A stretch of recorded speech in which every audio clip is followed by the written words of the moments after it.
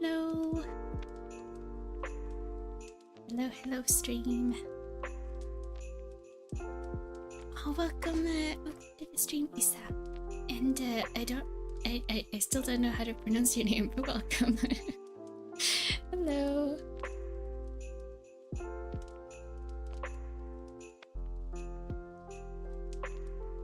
Hope y'all had a happy new year.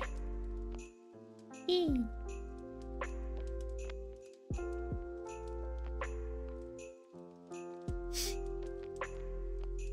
And also, happy birthday, Wonder! Yay! By all. Oh, it's really sweet of you. But yes, Wonder.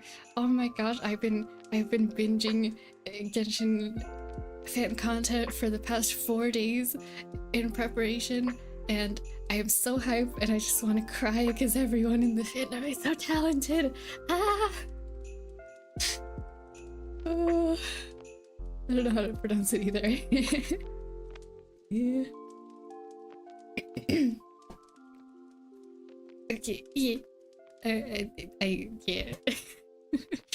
I'm really excited, and I started this yesterday, and I was hoping to finish it yesterday so I could post it today, but then I didn't end up doing that because I got too distracted watching everyone else's content. So I'm gonna finish this today, and you know, I'll probably draw more today, honestly. But that's just it, yeah. I'm way too excited about this. I don't know how to... I'm not forming words right. Yeah, I hope it's okay that we're not starting from scratch today. I wanted to do something like, I don't know, I set some art hopes for myself this year during New Year's. And among those was to improve on some art stuff. I don't know if I'm gonna like be setting the hopes for doing this one super duper good, but I would like to improve this year. That'd be nice. But yeah, how sorry, I've just been rambling on. Yeah. How's everyone's New Year's been? I hope you had a good time. I had some guests over for New Year's, and they've been hanging out, and it's a good time. I played way too much golf with friends because it's the only multiplayer game that we all like, so we've just been playing golf.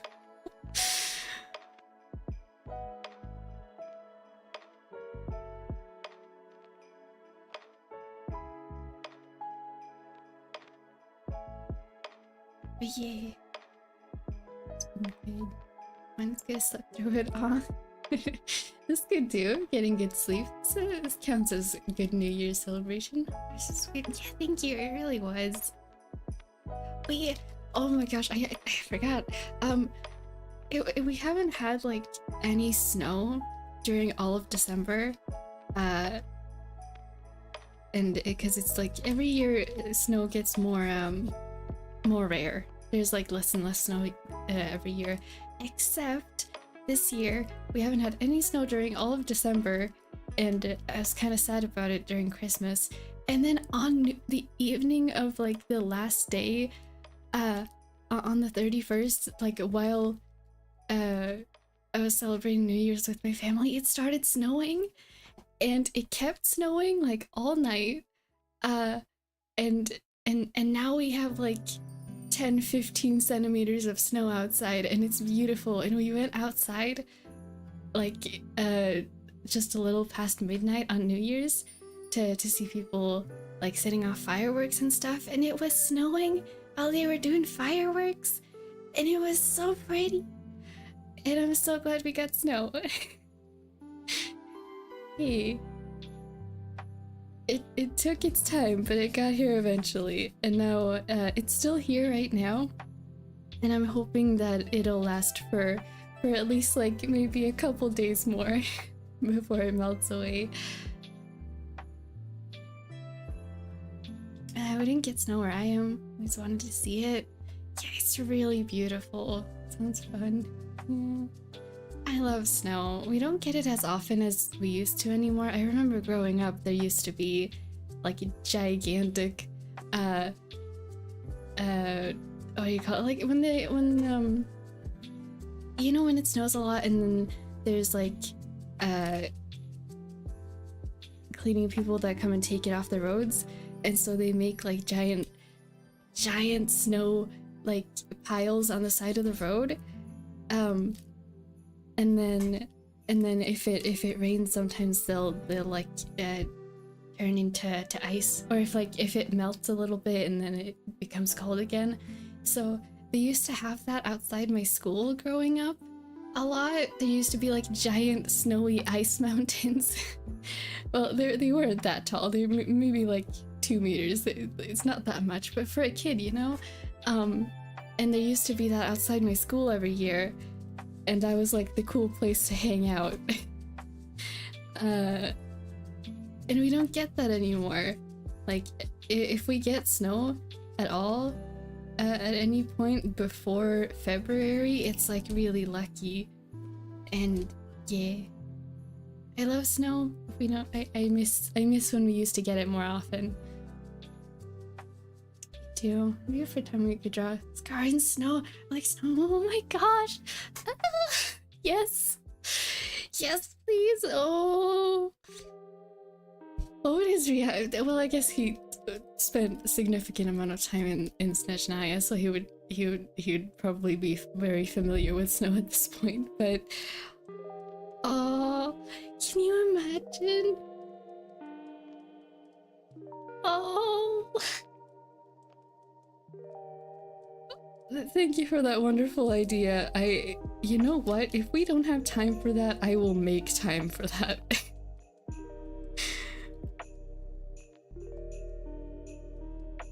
Yeah, gosh, you know, I've never drawn Nahida before. I'm kind of struggling with it. Okay, let's take down the opacity of everyone else so I can see my references well. And let's see, there she is. I guess I kind of chosen kind of a difficult angle too, but I wanted them to be like sitting on the stairs up to the sanctuary of Surislana or something. But that's what I was thinking at least, but I was thinking they're sitting down. And I thought it'd be really cute. I know he doesn't smile much. I saw the official birthday fan art, the official art for his birthday, and he's not smiling, and I was like, yeah, that checks out with canon, but I want to see him smile, so I'm gonna draw him smiling anyway. You just imagine Nahida covering him in snow while he was like, oh my gosh, please leave me alone.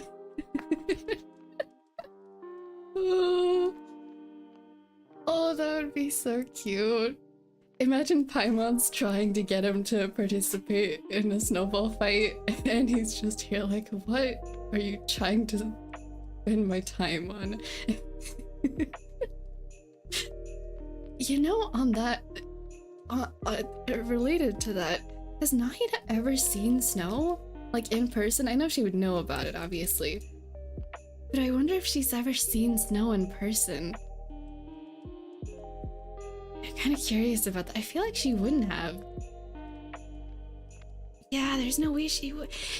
Nahida's first time seeing snow in person, and she's just super excited about it. And like, it being like, let's do the classic, like, snow activities. Like, just like building a snowman and stuff, and making snow angels. And he's just there like, yeah, you enjoy that, I'll be here watching. Oh, I love this. Hello, Alice. Welcome into the stream. We're very excited about Wanderer here today. Oh, gosh, the Harbingers. in the back and I jumped him. Oh, I love this train of thought. This is what I want to be today. Thank you. Hello, Tori. Welcome to the stream. Welcome, welcome. How are you both doing today? I hope you had a good New Year with the Tori and Alice. Y'all and everyone else who hasn't said anything in chat. Hey, welcome. I hope you had a good New Year. You're welcome back. Yay. Yeah, I am on the Wanderer hype train today. I was telling some friends that I was drawing birthday fan art for him, and they're not familiar with Genshin, so I told them like, oh, I'm making fan art for him. And I sent them a little gif, and it's just like edits of some fan art and official birthday arts, and they responded with a gif of Scaramouche, and the text says like he has 97 mental illness and is banned from most public places. And it was like, is this true? And I had to tell them yes, because what else am I gonna tell them? Yep. Just left the whole New Year. Oh, that's nice. I hope you got to have a good sleep. Good, I was wearing a fancy dress. Oh, nice. Oh, I'm so happy for you. Sounds like a good time. I love dresses. What's it like? I like dresses. Yeah, everyone's gonna feel different about dresses, but if you like dresses, the dresses are very exciting. Hey, I'm so happy for you.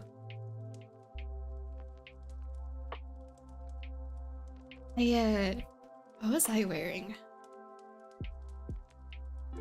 Oh yeah, I got to wear my fancy dress pants that I don't wear that often because I feel like they're too fancy. But also I need to sew them so they actually fit me because they're too big. But I got to wear them anyway, and it was nice. And then when we went out into the snow, I got to wear my Hobbit cape, so I got to feel like I was trekking the mountain in Lord of the Rings, which was fun. John will watching you. Oh, nice. I just feel like a princess whenever I wear one. Yes. It's nice. Wait, do you sew? Yes, I do. I'm not really good at it yet.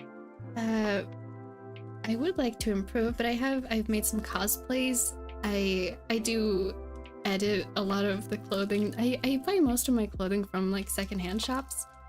And with that comes often the need for edits. Like to make them fit you properly, or to fix something that maybe has broken.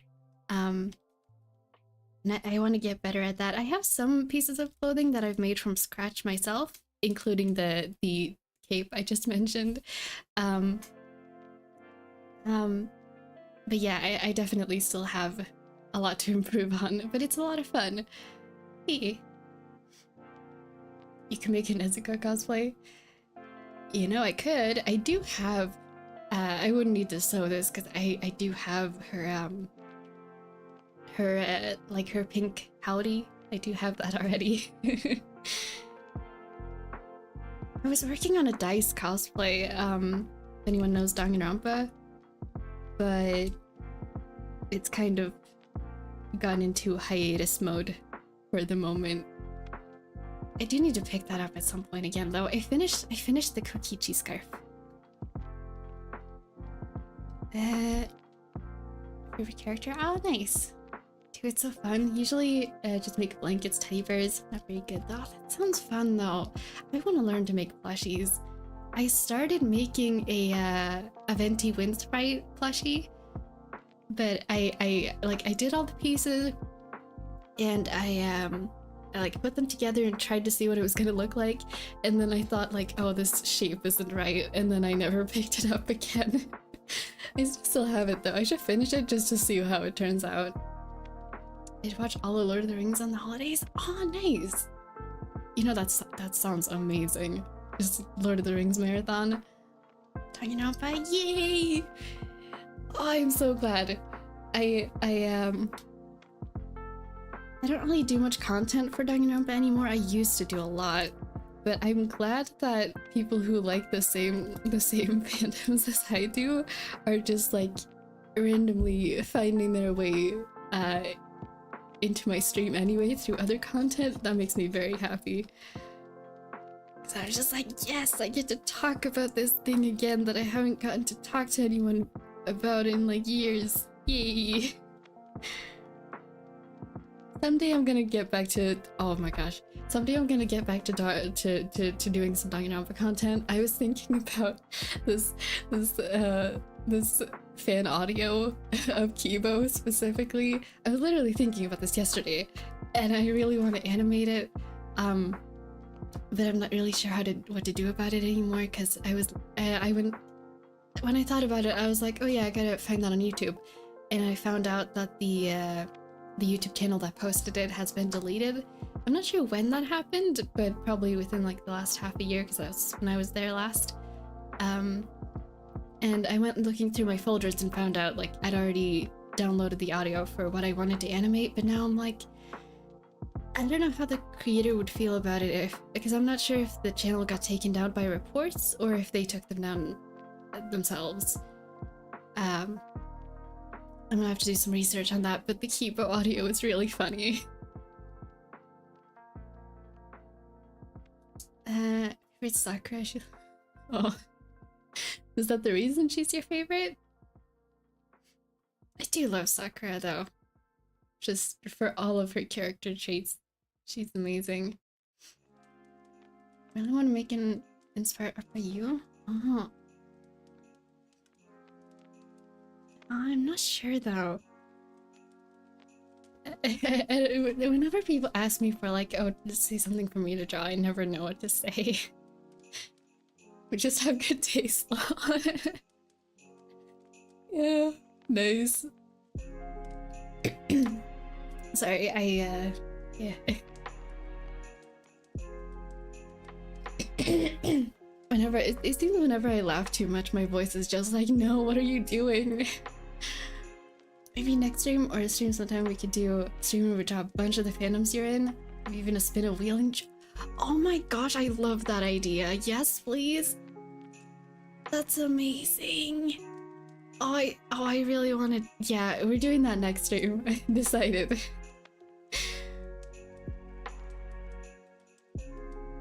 That is the reason she's my favorite. Ah.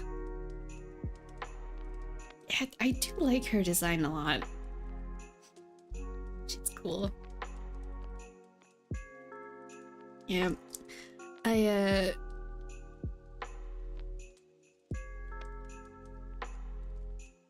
feel like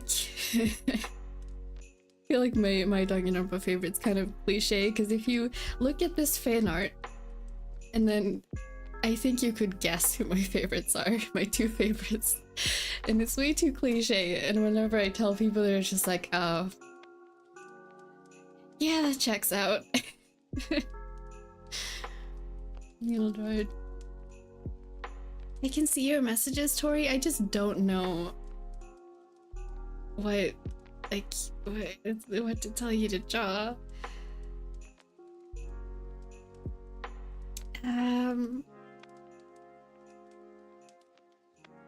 What about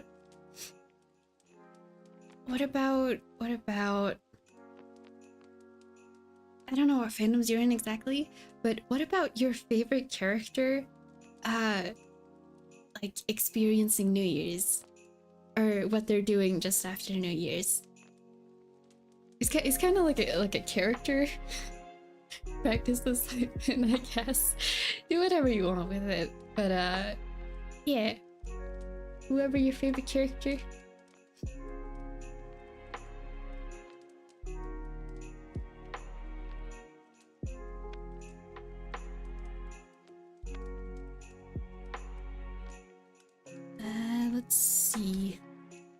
figure out this hair. Oh yeah, I get to draw the ponytail. I love her ponytail so much. It's so cute.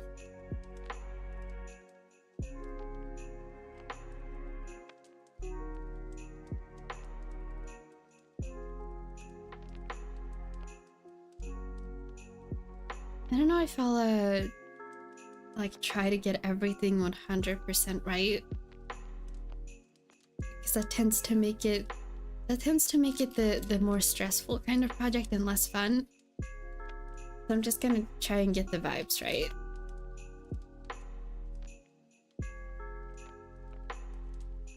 Let's see, ponytail shape.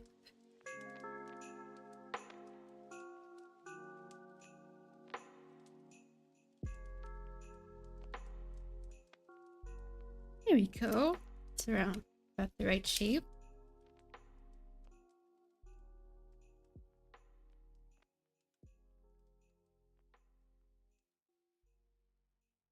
You might have noticed by now if you've been around a while, but I love drawing hair. I find it easier to draw long hair, but I do want to get better at drawing short hair too.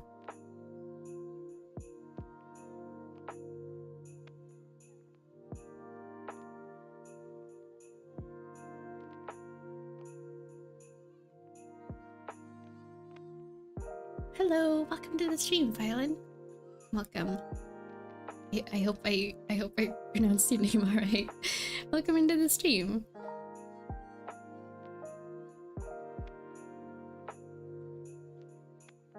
We're here drawing Wonder birthday art today.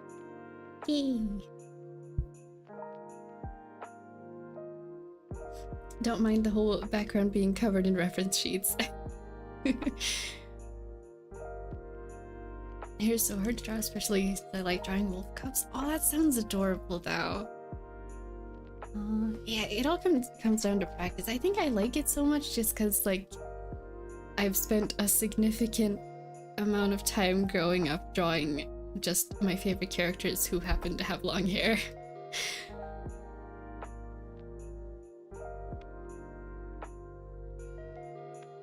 I did. Okay, I'm glad. I wonder, but I don't play Genshin sadly. Ah, I see. Yeah. I get that though. It's like, liking the story and the characters doesn't always equal to liking the gameplay of a game. That was my experience with Star Rail. And Endless Zone Zero as well. But I do like playing Genshin. I thought about streaming, like, actually playing Genshin today, but the thing is, my the way that I play Genshin, I have some, like, wait, what do you call that? I was about to say self-inflicted rules, but I don't think that's the right term. Stream, that's a key. Yeah, no worries. Like, the rules you set yourself for your game, right? I have some of those for my game that makes it, like, kind of, I don't know, a bit weird to play on stream. So I figured maybe not. Maybe not that today. Hello, Sheriff Pumpkin. Welcome to the stream. Welcome, welcome. I hope everyone's doing alright. Hope y'all had a really good New Year.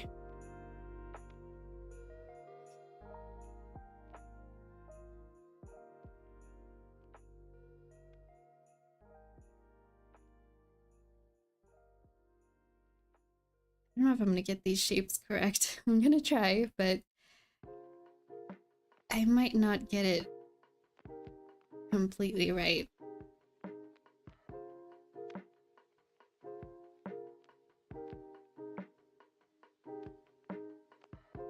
So cute though.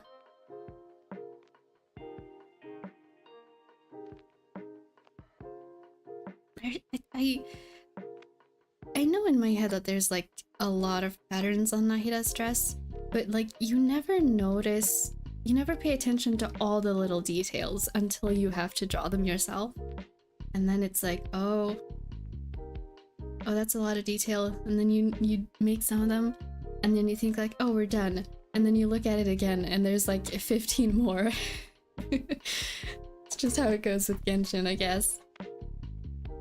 This game's too big, I can't download it. Oh, that's the reason. If that's the only reason, that's kind of sad. It's on AnimeCon and saw Farina Cutler. She said that she bought a new phone because the updates got too big. Oh wow. Yeah, I'm glad that it exists on PC, because if it didn't, I couldn't play either. My phone cannot handle Genshin. Hello, Malictory! Welcome to the stream. Welcome. Thanks to Recommended tab. Hope you're having fun. Oh, thank you, Recommended tab, for bringing you here, and thank you for coming in to say hi. I am indeed having a good time. I'm very, very hyped right now. Having a very good time. Your opinion on Katsuskara? I tend to stay away from most ship stuff. Not that I mind it that much. It's like, I don't know, with a few exceptions, I don't mind most ships. I guess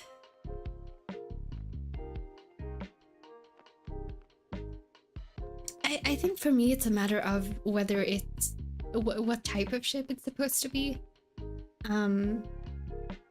Because I wouldn't mind them being friends, but I don't see them being romantic. That's my take on it anyway. What do you think of Mabuika? Yeah, you did spell that correctly. Yeah, I really like her. I've only done the first part of the actually, hold on, what part have I done? I've done the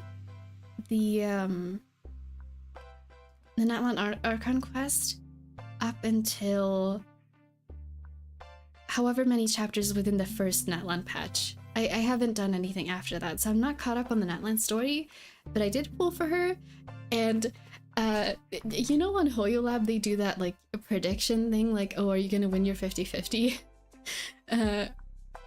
It said I had an 80% chance of winning the 50-50, and I did lose the 50-50 to Chi-Chi, but then she came home after 30 pulls after that, and I feel really lucky because I haven't been that lucky in like 2 years in Genshin.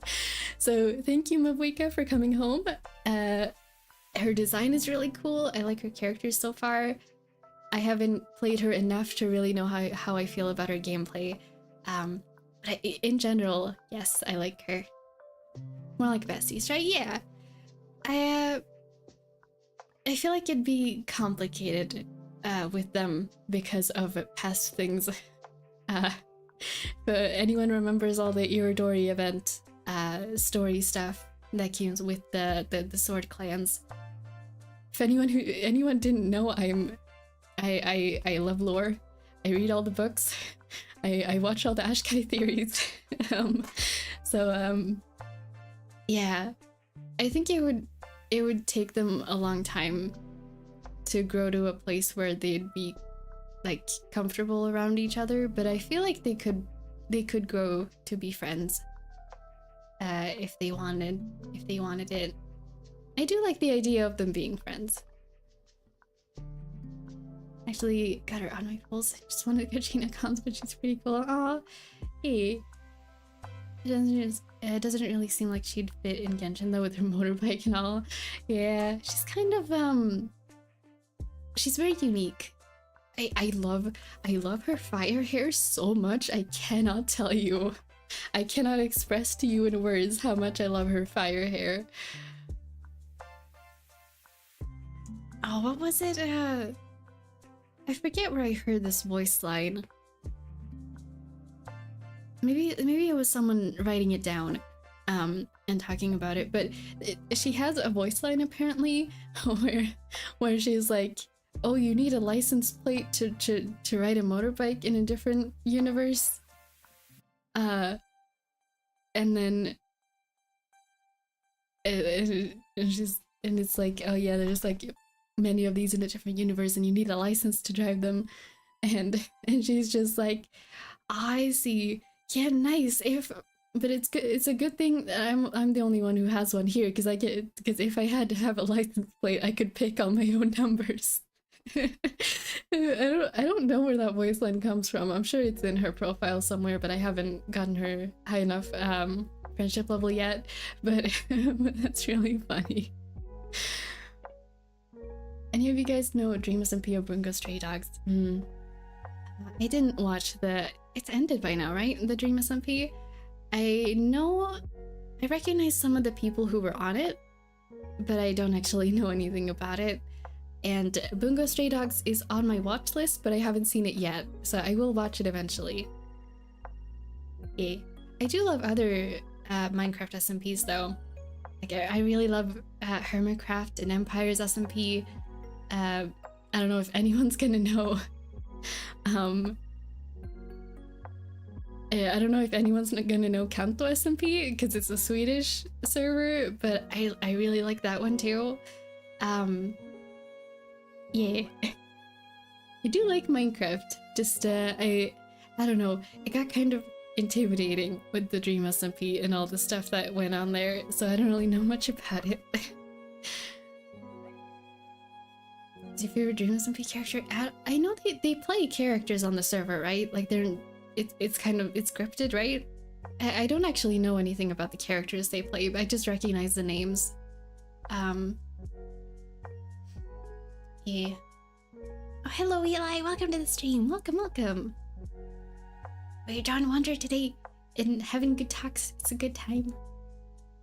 I hope you had a good new year. Tommy so much. I think the most I've seen of Tommy is in Slimecicle's backroom videos, which I don't know how related that is, but yeah, the only times I've seen him play Minecraft, it made me very uncomfortable. So I don't know how I feel about the Minecraft persona. Excuse me. Oh, oh my gosh, you're so right. Thank you, Eli. Hold on. Oh, that's the wrong thing. Hold on, we gotta get Wander.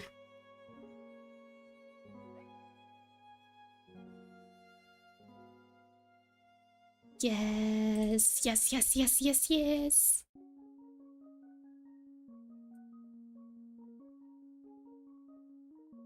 Oh, wait, huh? I think we're good.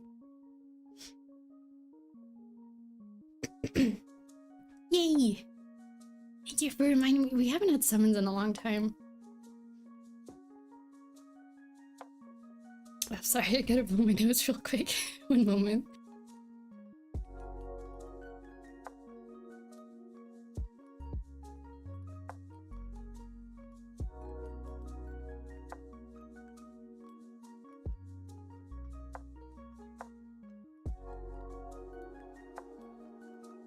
Right,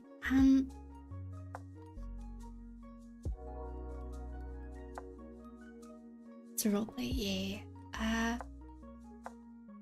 You know, it's got good lore. I have heard, but I don't really know much about it. You had a great new year too. Oh, thank you. Yeah, I did. It's a lot, but it's fun. Yeah. It's kind of intimidating to get into, though. I don't know if I will. But I'm glad that other people have enjoyed it so much.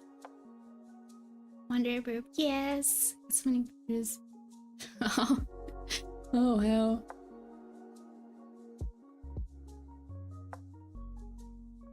Yeah, I'm glad people had a good time with it. I follow a few people who make Minecraft SMP like animations and stuff, and a lot of the people who do content for Hermitcraft and Empire's SMP also either still do or did used to make a lot of Dream SMP content. I keep getting recommended Dream SMP fan art and like comics on Pinterest, and I don't really know. The only one I know anything about is Technoblade. Is that his name, right? It's probably because I liked some of the fan art I've seen of him, but I keep getting recommended fan art of him, especially. I did read up on some of the IRL stuff that went on with him, so yeah. But the way people draw his avatar with like the long pink hair, so pretty. Yeah.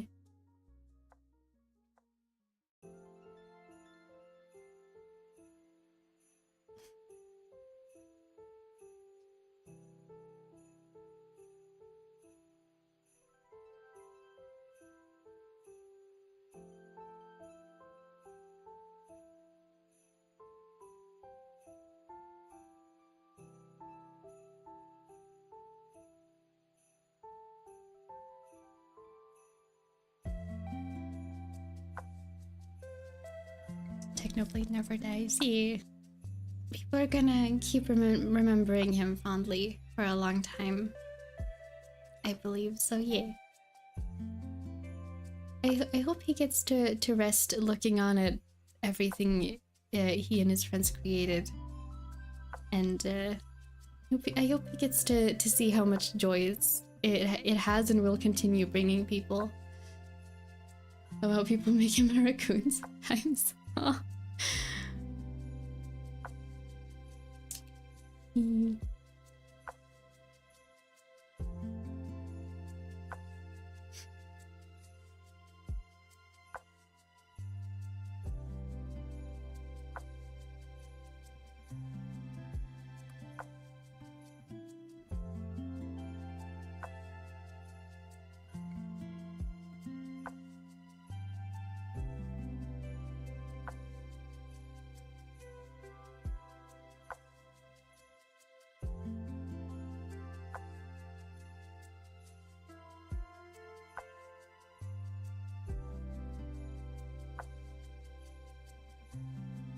These legs aren't quite correct, but I don't really have the energy to fix all of them right now.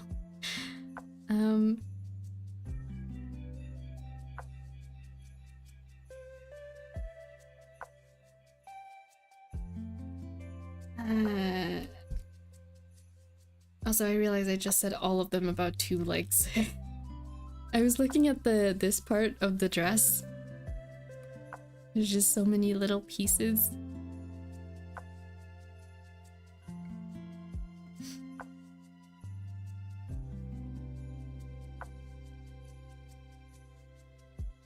Alright, I think that's the right shape. Oh no, the first one only has 2, okay. So there's like that, and then...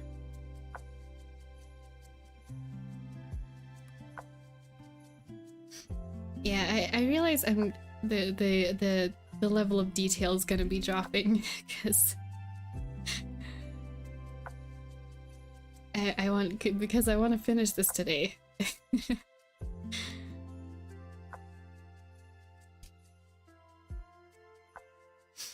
Okay, we have an Ida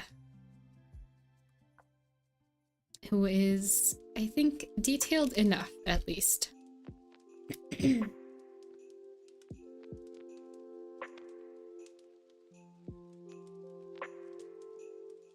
People always listen. Yeah.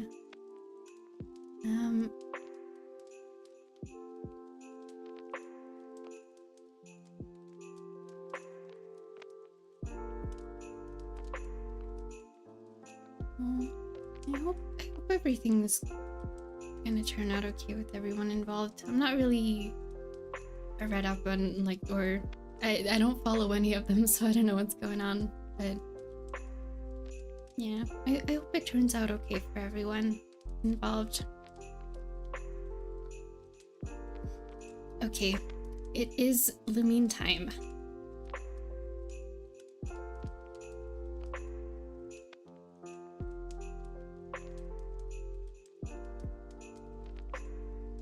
Let's see, this is Lumine. Very scuffed first sketch of Lumine.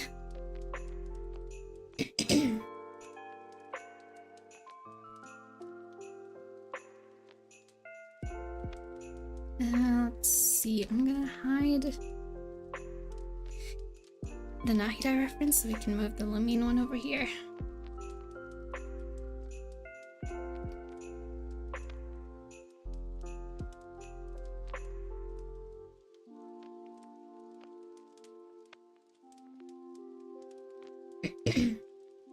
Which of the twins is your favorite? I'm assuming of the Genshin Travelers. I don't think I have a favorite. I have Lamine in my game. I used to wish that I had picked Ether instead, just because her I don't know if I've like heard anyone else talk about this, but I think it's an interesting point. Sorry, this is going kind of off topic, but I feel like I need to explain myself because it's not that I don't like Lumine. I like Lumine a lot. However, something about Sarah's microphone setup, Sarah's her voice actor, something about Sarah's microphone settings or something,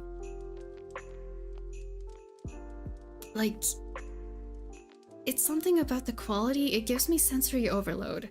And I don't know what it is about it, but because of that reason, I used to really wish that I'd picked Ether instead. And I at first I thought it was just Sarah's voice that was giving me sensory overload, because I have had that with people where their voice is just really sharp that it makes me feel dizzy to listen to them. But then she was on Erica's stream, and it was totally fine. So I think it's something about her microphone setup that makes me just not have a good time, which makes me really sad because I love Lumine. I do love Ether though. I really hope at some point that we can play them both. I don't even care if they have the same kit and you have to switch them out. If just at the end of Genshin you get a little button that lets you switch the Traveler temporarily, and it's canonically them oh, I'll take over the commission today. I really hope we get that at some point. Yeah.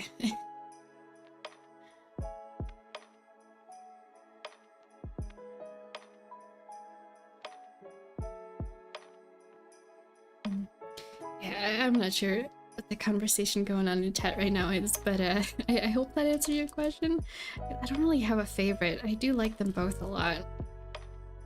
Whenever people draw them together though, it makes me cry, because I'm like, just let them reunite already.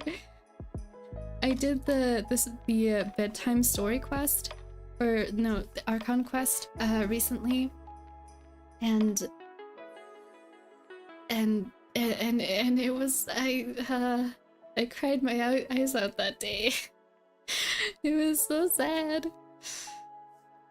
Because it got me thinking about my sister too, and I'm like, if we ever got separated, I don't even know what I would do. Just yeah. I love the Travelers. Let them both get the attention and love that they both deserve.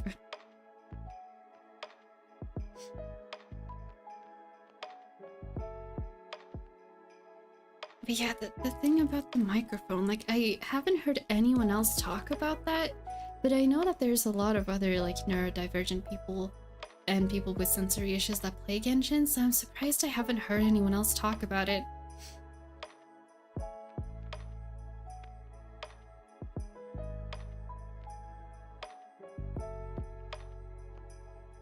Miss Beto so much. Huh?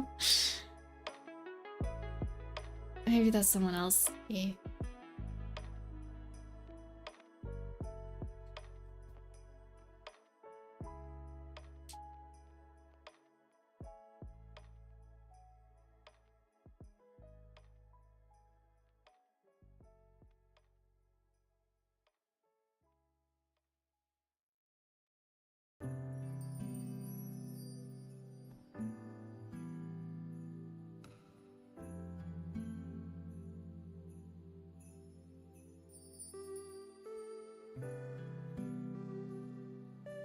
I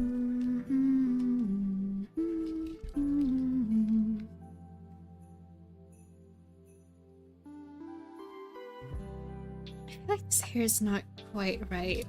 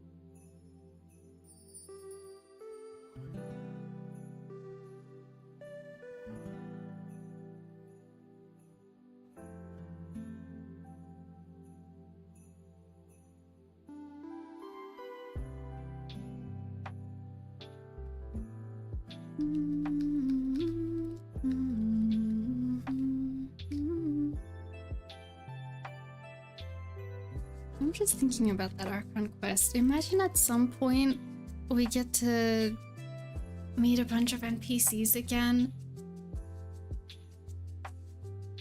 That'd be nice.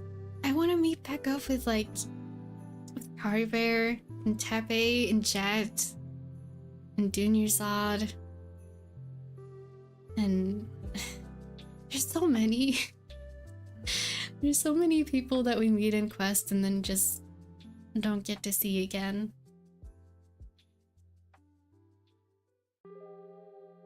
I was gonna say Rue, but then I'm like, nah, he needs to rest. I hope he's resting peacefully.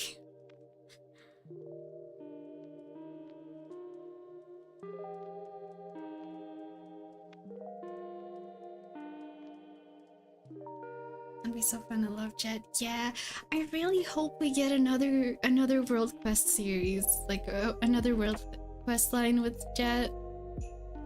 She probably stayed in the desert, honestly, but like, please, Hoyoverse, can we please have more Jet?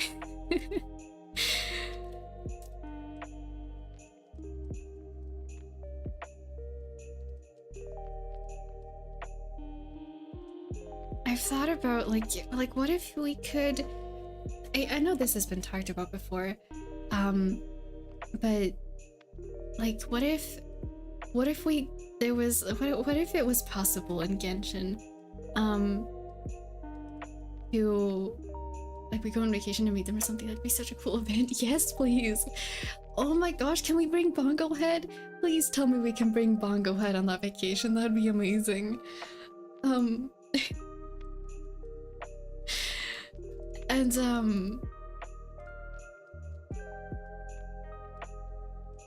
like sorry, like I gotta pick my thought back up.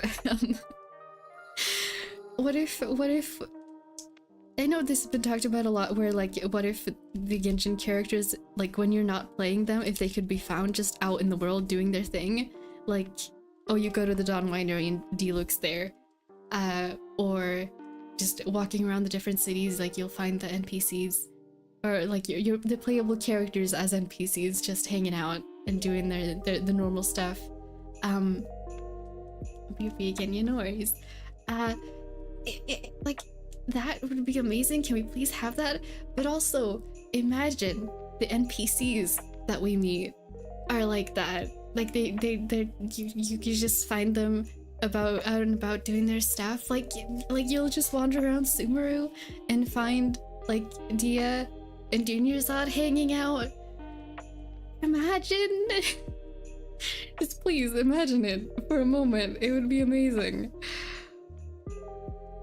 I want that so bad. There's another feature that I really want in Genshin that's never gonna happen, I don't think, but um, if your party was physically with you out in the world, I get during battles you can't do that, but like when you're not in a battle, like they're just wandering around the world with you.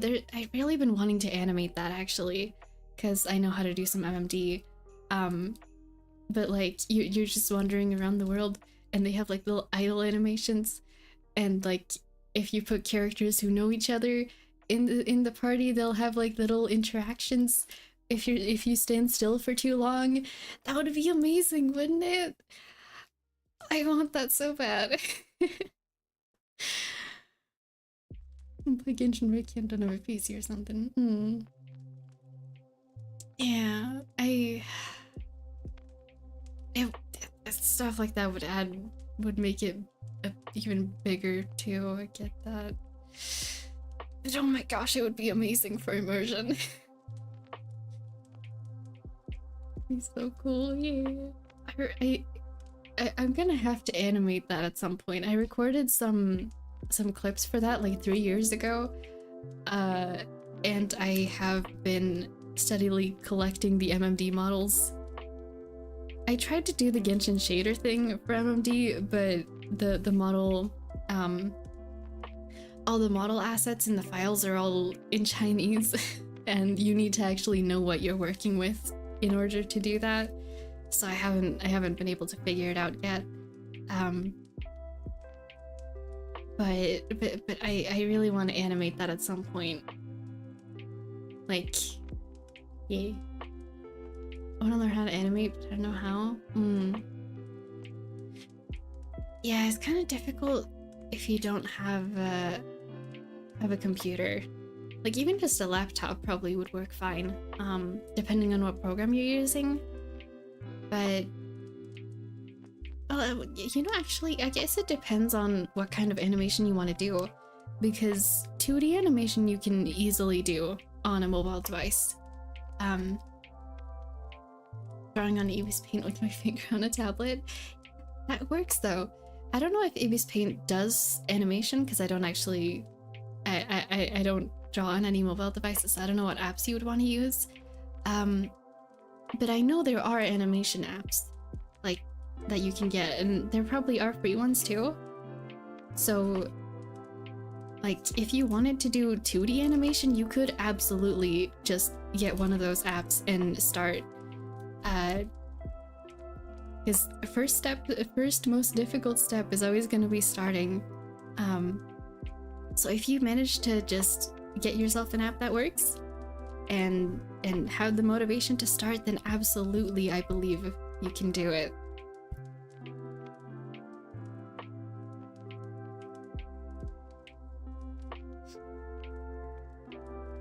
It does? Oh, nice. Yeah, then you have everything you need. Just gotta start somewhere.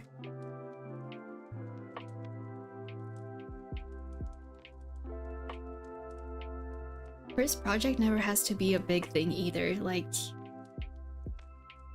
my very first animation thing that I did was it's really bad, but it's like I didn't have an animation program at the time, so I did the bouncing ball exercise, like animation exercise, except I exported it in PNGs and just put them all in a folder together and pressed like the arrow keys to go through the frames as fast as I could. That was my first ever animation, and then after that I was probably doing, I think I was doing Danganronpa stuff at the time, so it was probably Kokichi. Yeah. I have school next week, but I'll look what I can do. Yeah, whenever you have the time and inspiration, it's always best to just start, because it's not sure that, I don't know, I guess it's different for different people, but in general, like, inspiration and motivation aren't gonna stay forever. So when you feel like doing a creative project, you should just start it and then see where it takes you. At least that's what I think. I have some projects that I thought of like years ago that I just never started because I was like, oh, I don't have the skill level, or I don't have the time right now. And I forget details about them. And that makes me really sad because now I'm like, well, if I start it now, it's not going to be the way that I imagined it when I first thought of it. Which makes me kind of sad. Makes me wish I would have started them when I thought of them.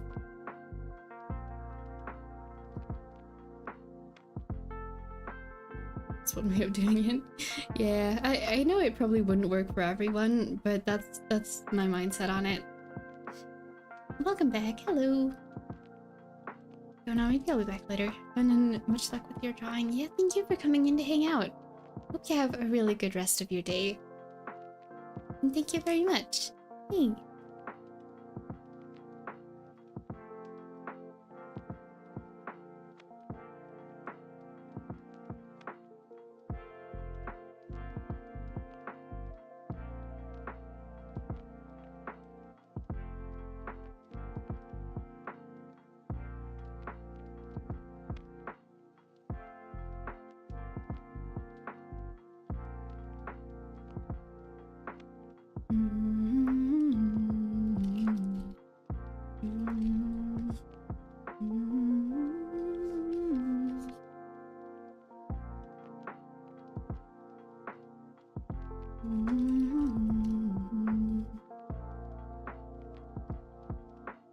I remember I drew Lumine recently. What was I drawing Lumine for?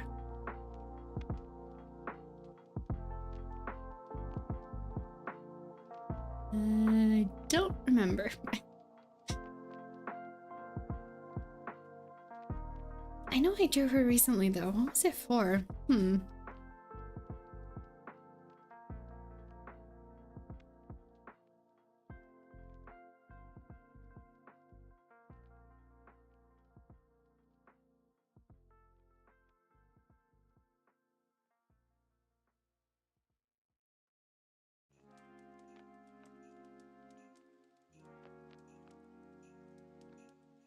Oh, welcome back.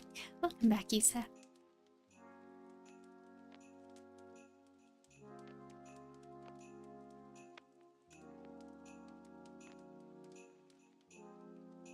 Oh, right. Now I remember. I was doing... Did I even... I intended to post that. I think I forgot. I was doing doodles. Hold on. Yeah, this one. I intended to post this, but then I just never finished it. I was making this the other day. Yeah.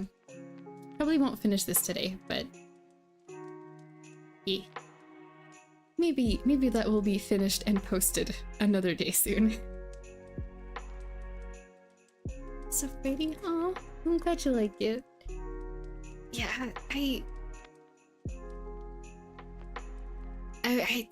was working on a different project, I think, and then I was just like, no, I need a break. Let me draw literally anything else.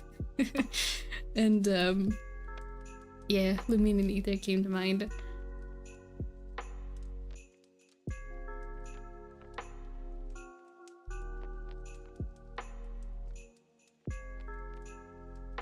Let's see, it is... Hold on, let me zoom in here. Lumine, what's your dress like? It's the pattern again.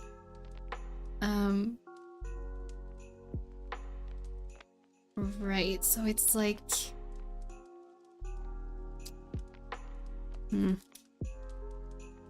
It's like this.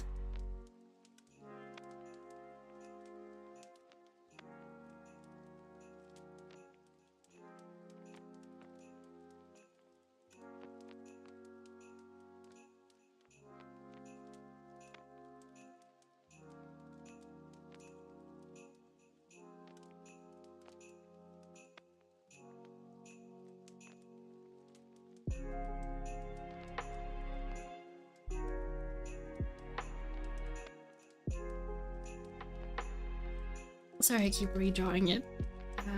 It doesn't have to be exact, but I'd like I'd like it to be like somewhat symmetrical at least.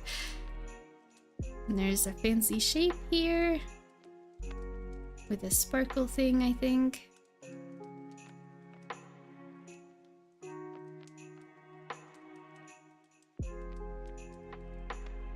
And then Paimon's gonna be sitting in her lap anyway, so we don't have to worry too much about the about all the dress details.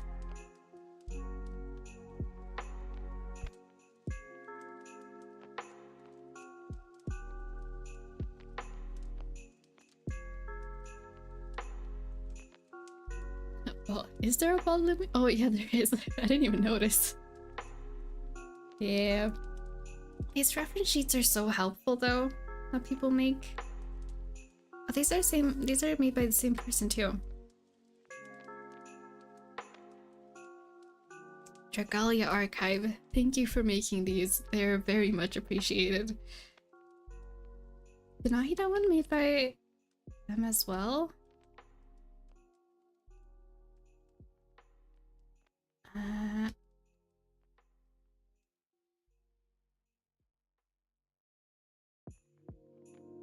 don't see a credits thing on the Nahida one, but either way, people who make these reference sheets, thank you so much. They're very helpful. Enough midnight for me. Midnight tomorrow, so just sleep now. Hope you have a great stream and make sure you have lots of fun. Yeah, thank you so much for hanging out. I appreciate it. I hope you have a wonderful sleep and a good time tomorrow. Hey, thank you and good night. We'll see you another time.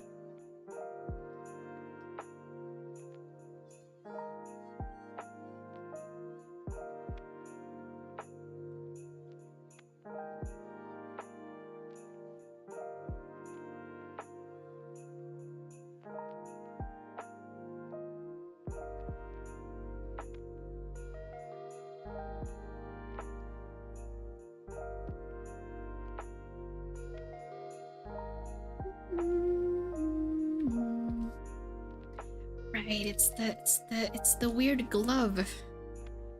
I don't actually know what to call this, but it's like it's covering.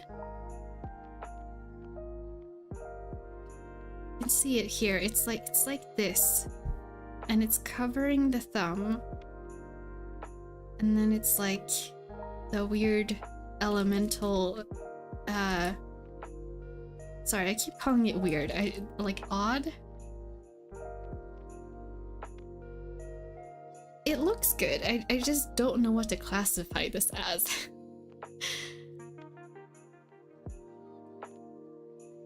Stream's a nice vibe. Aw, I'm glad you think so. If it is if it's a nice comfy vibe in here, then I'm doing something correctly, because that is what I'm aiming for.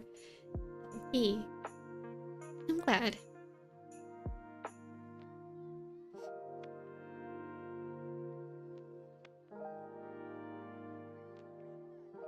Let's see. Okay. It's like it's like this. It's kind of like armor in a way.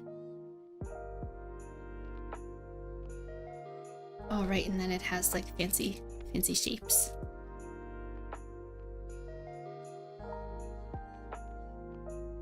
Something like that.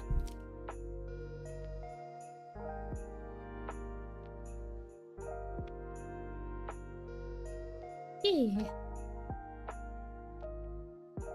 I feel like this... Did I make the body improportional again? I think I did. Hold on. I did this with Wanderer 2 at first in this picture, and I had to resize the head and the body to make it right. Okay. It is Paimon time.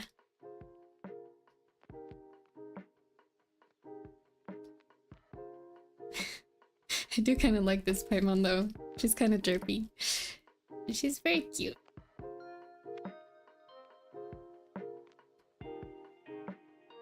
Okay, let's try this again.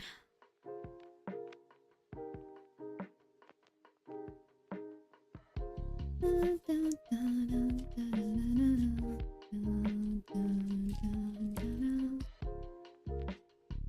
move the Paimon reference over here.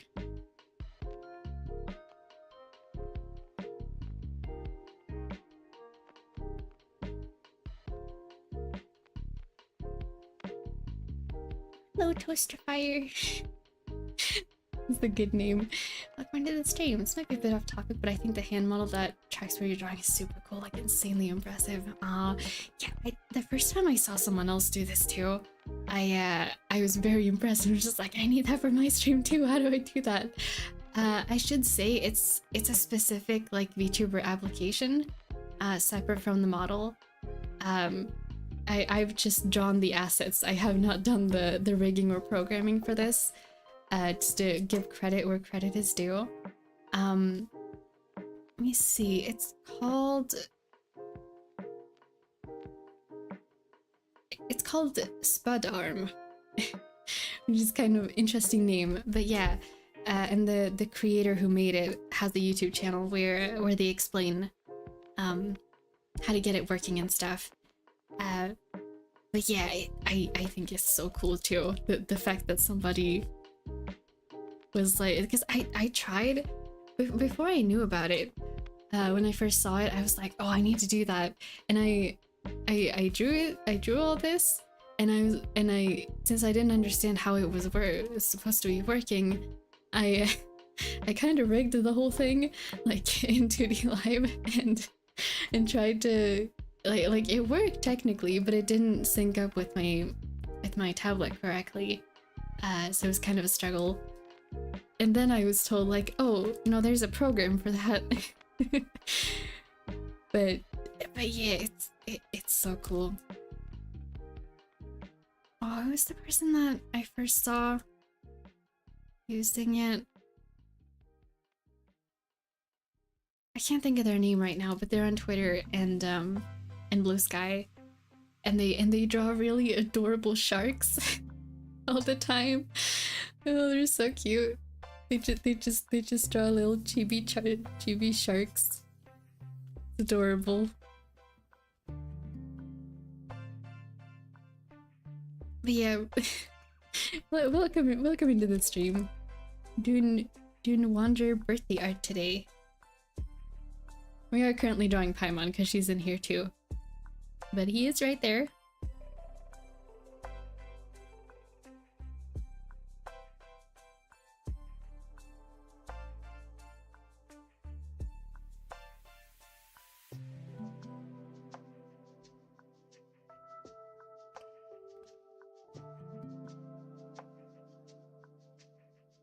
See if I can get these eyes correctly.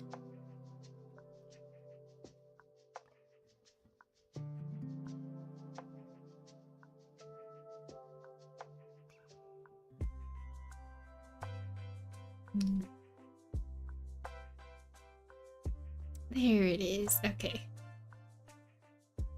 That's the right mouth. I did draw the sparkle in there, even though it's not the right perspective, just because I didn't want to forget. There we go. That's better. Oh my gosh, I forgot about the crown thing. What do you even call that? Do you call that a crown? Kind of like a halo crown, kind of. I can't wait until we get Paimon lore at some point. I want Paimon lore.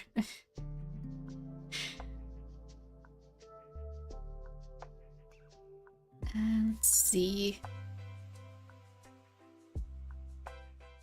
Something like this.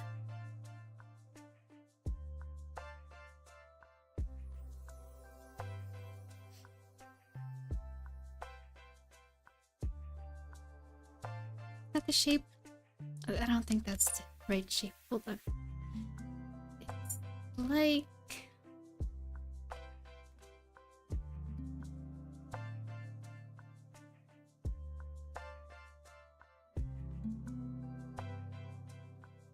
like that, I think.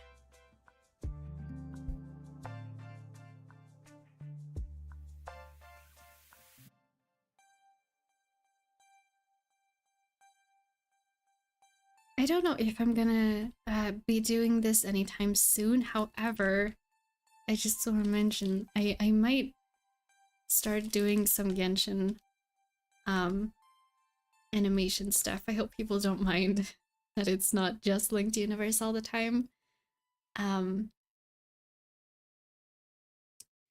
do love Linked Universe, but I can't stay in a single fandom like exclusively for too long. I struggled to hyperfixate a lot last year, and I think it was because I kept working on Linked Universe projects when I was trying to immerse myself in a different fandom, because that's just how my brain works. I need to do that to have a healthy like mind space. But it was really hard. I'm not letting go of Linked Universe, obviously, but I would like to do some other projects too this next year. Hope everyone's okay with that.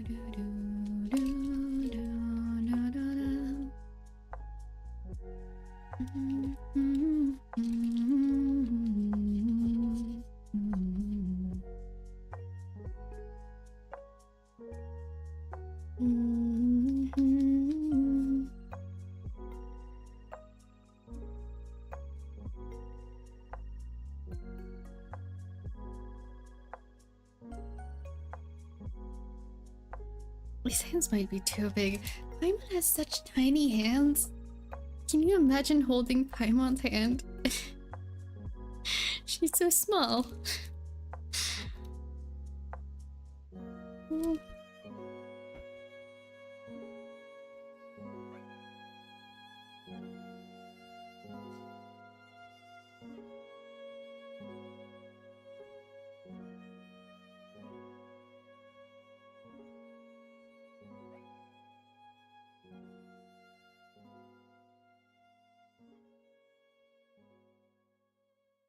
Let's see.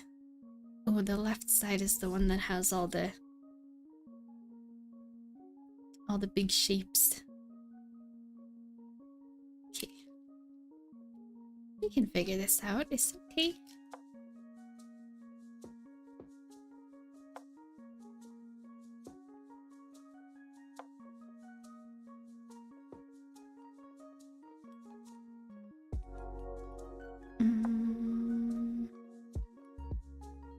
It has like, it's the bubble shorts. Some shapes on them.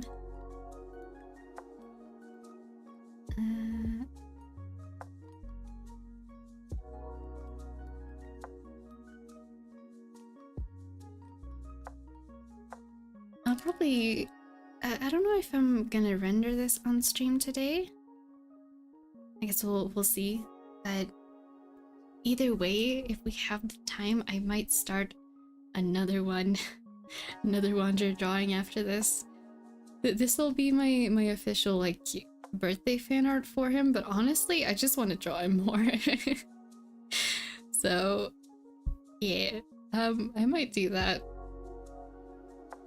I'm trying, excuse me, Paimon, I'm trying to see what in the world this pattern on your socks is.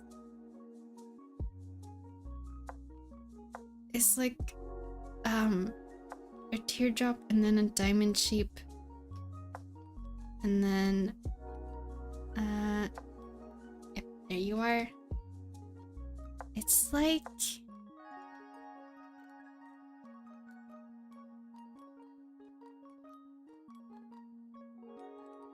something like this, I think.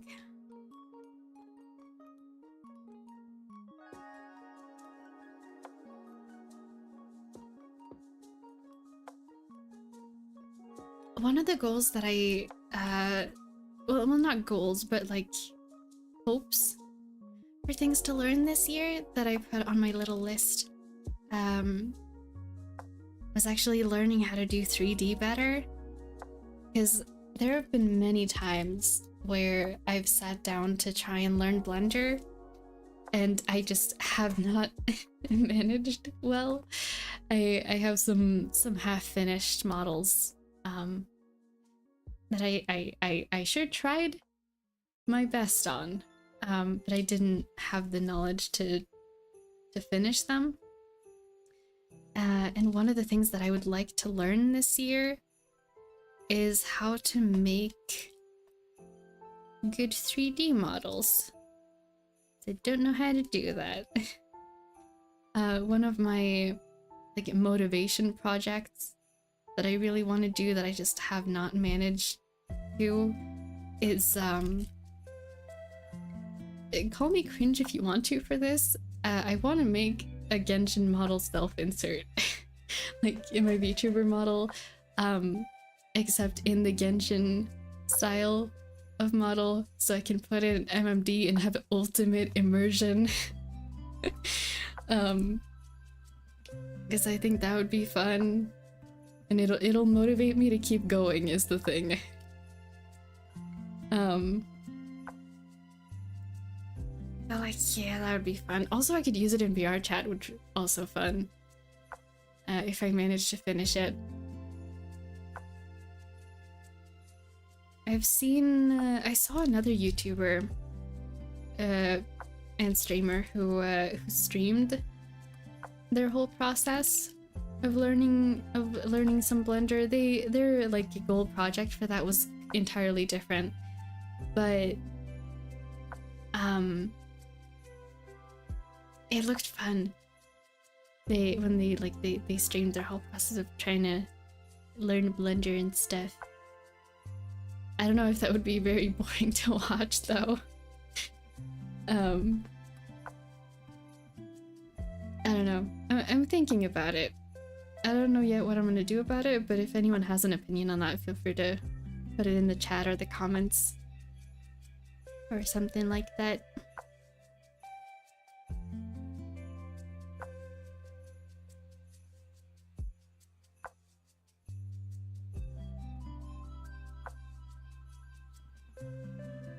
There's just a lot of things I want to do. I also put it on the list of things that I want to learn this year to get better at backgrounds. Like, not to the point where it doesn't have to be to the point where I'm like super happy with every background I make, but I want to get to a point where I feel comfortable drawing a background, where I don't dread getting to the point where I have to draw the background, because I do that now and it's not a fun time. So getting to a point where it's like, oh, I'm doing the background, yeah, it's fine. That would be nice. That'd be a little bit less anxiety in my life.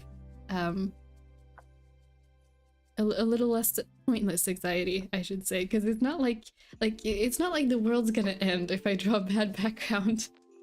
Because that is what it feels like. It's just like, oh gosh, pressure of the universe to draw a good background, you know?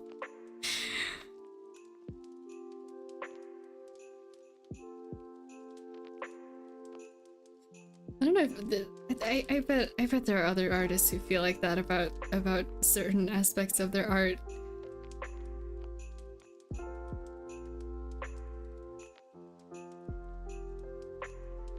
I hope that I hope at least I'm not the only one who feels like this about it.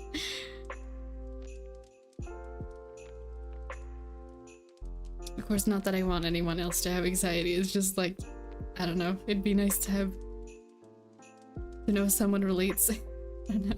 Does that make any sense? I hope so. Okay, I think Paimon's done now. We just need to clean up the lumine lines. So we're not gonna need all of these lines.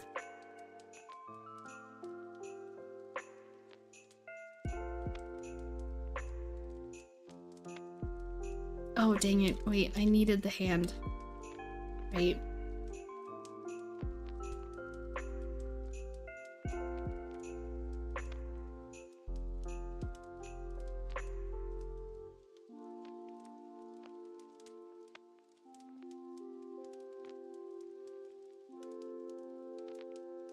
Actually super relatable. I also can't draw backgrounds for the life of me. Okay. Yeah, thank you for the reassurance. It's like everyone's gonna have some aspect of their creative process that they, or not creative process, but like everyone's gonna have some aspect of their art that they struggle with, right? At least one.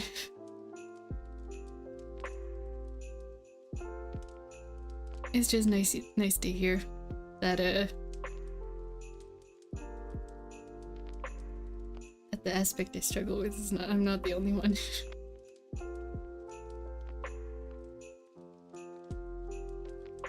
I think Drawfee's really nice for that. This is kind of a little off topic, I guess, but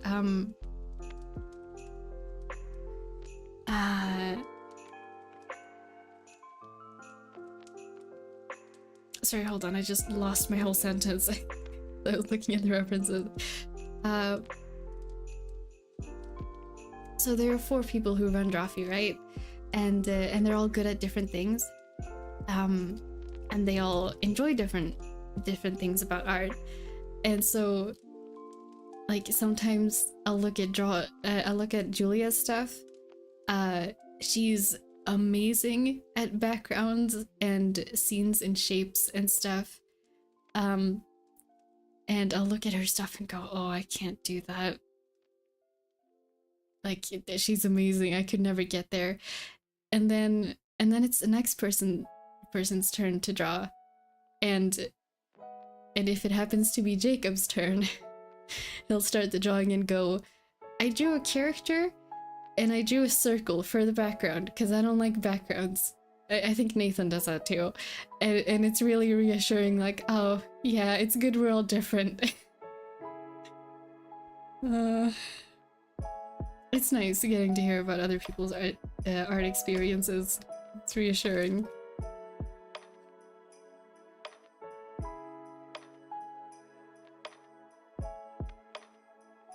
I don't know if anyone else here watches Drawfee. If you like art and need some motivation, go watch Drawfee.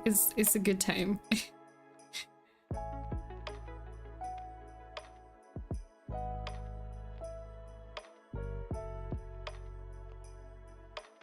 Okay. I've missed a line on Lamine. There we go. Okay. I feel like it's pretty much cleaned up now. Mostly. With a few exceptions.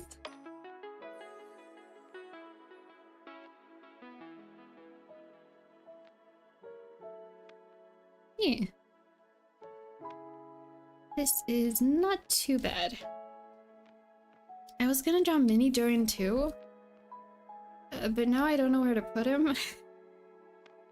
I'm like, where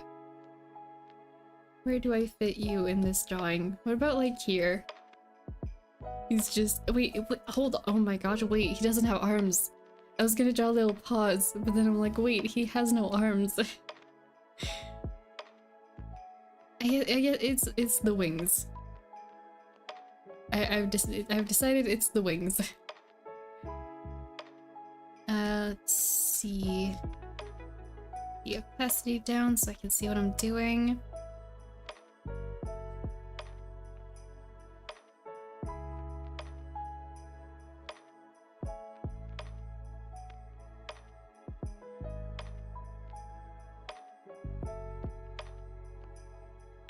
I wish we got to keep Mini Durin as a companion, kind of like the Sealies, or Endura. Like why do we get to keep Endura but not Mini Durin? Why? I loved Mini Durin. It's good.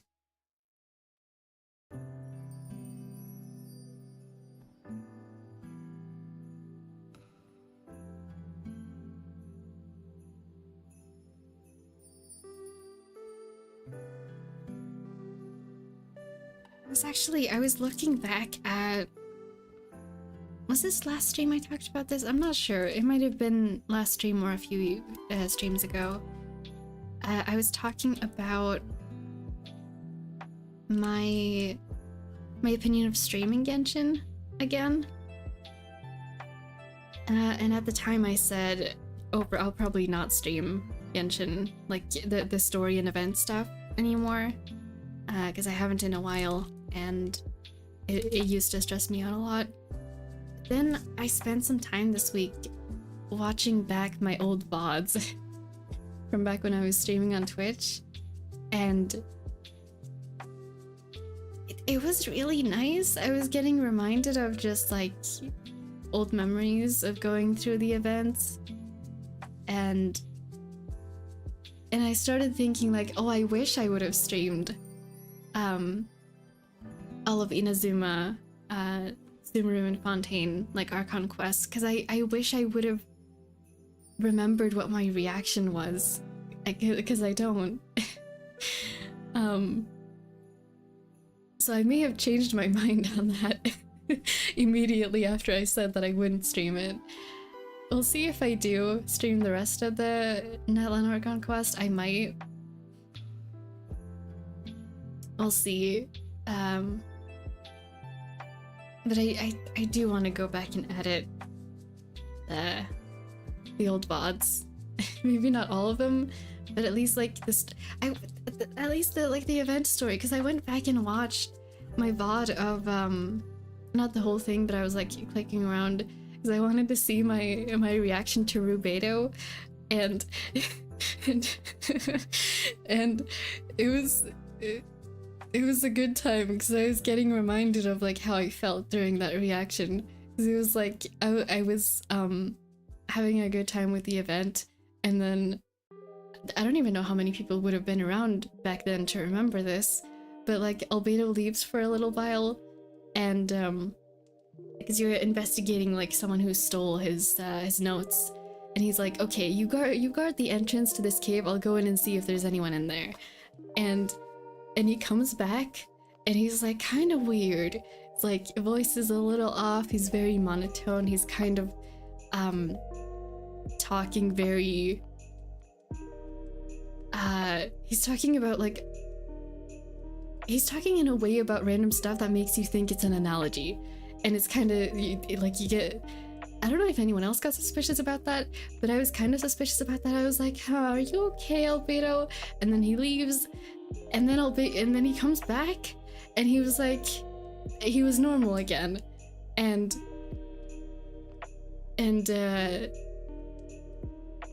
then like you start asking him, and he was like, huh, what are you talking about?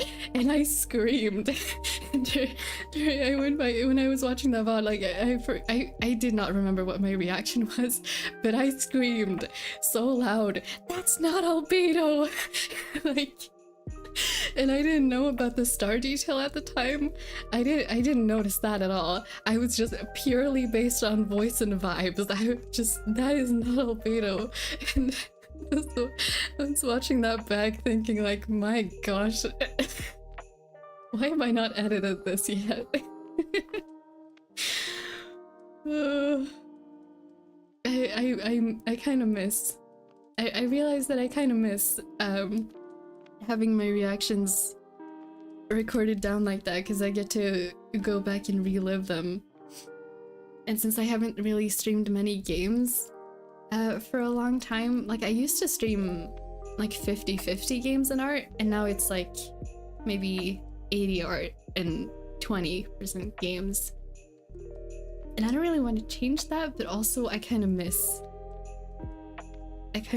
the chaotic experience of streaming games.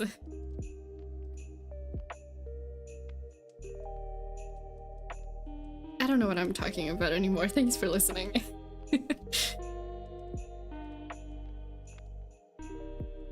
If I do stream the Netland quest though, I'll probably cry, so...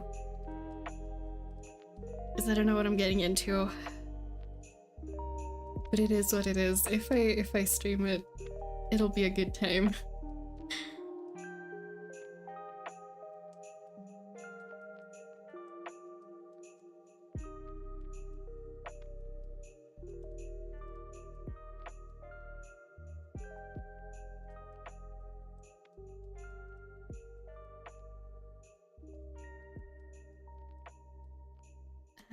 Let's see. Now we're not gonna be able to see that horn anyway.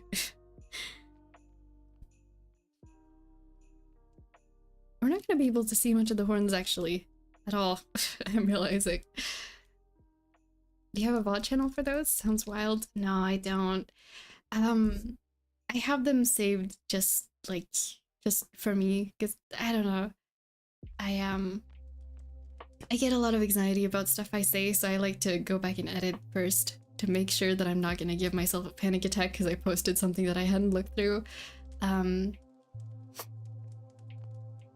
Yeah. Maybe at some point when my mental health is better, I'll have a VOD channel where I can post those. But I don't think it would be good for my mental health at the moment. Sadly.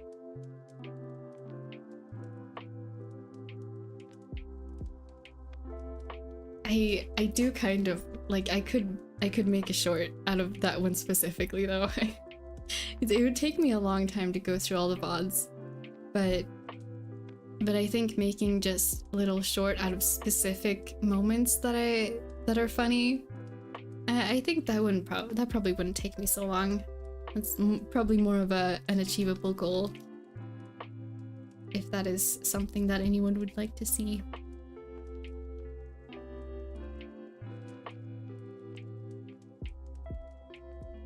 I can't remember if I had any more funny reactions like that though. It's been too long.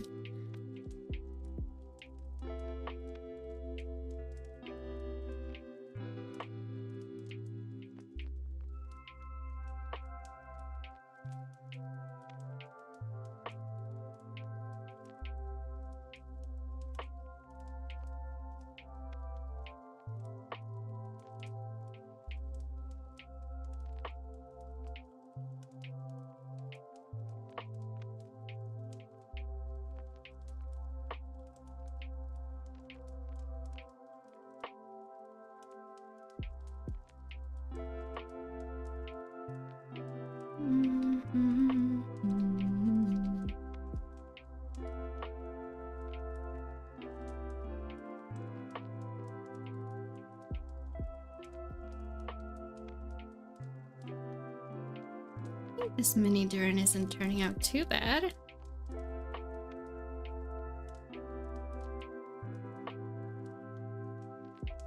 Which is nice.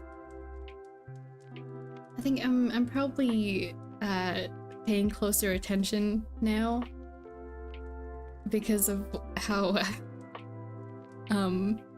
Honey turned out during last stream, the Draw from Memory stream.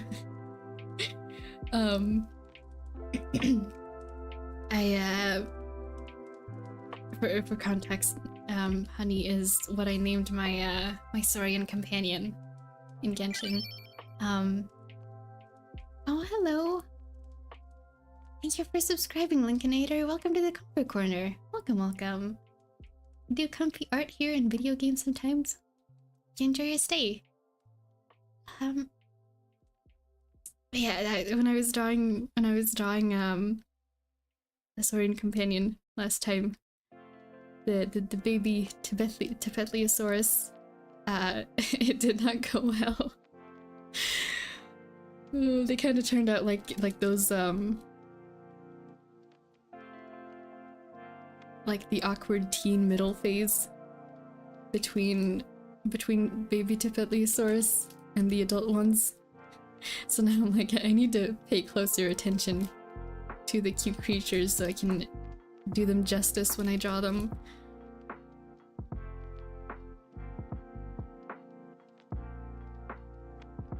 Get him.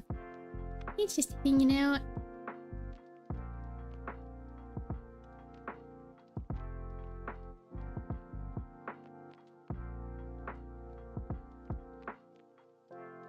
Oh, this is reminding me. I don't remember where I read this fic. There was a really... Oh, hello, Kazumi. Welcome to the stream. Welcome, welcome. There was a really cute fic I read where it was just Wander and Mini Durin having like like domestic life. They were just hanging out and having a good time, and it was adorable. And Minnie Durant went to visit, like, to help out a neighbor or something, and Wander like got really worried, and then he got an insight into like, oh, I care about this creature a lot, huh? Like, and he had some self-reflection about that. It was just really adorable. Oh.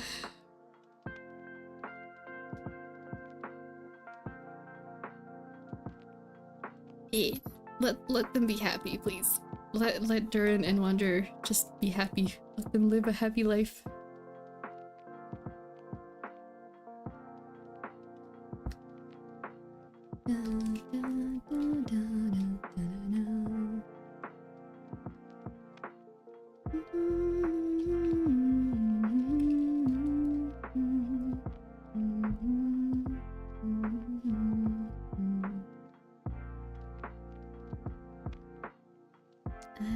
See, I'm trying to figure out.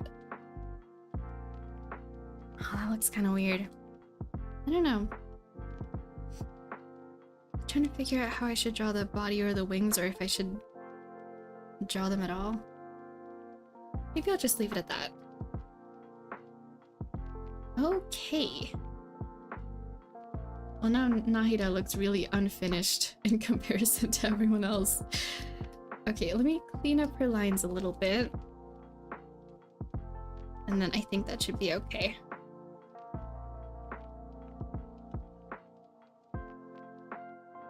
Maybe I'll do some lighting, and then I'll finish the colors and rendering off stream. I think that might be good.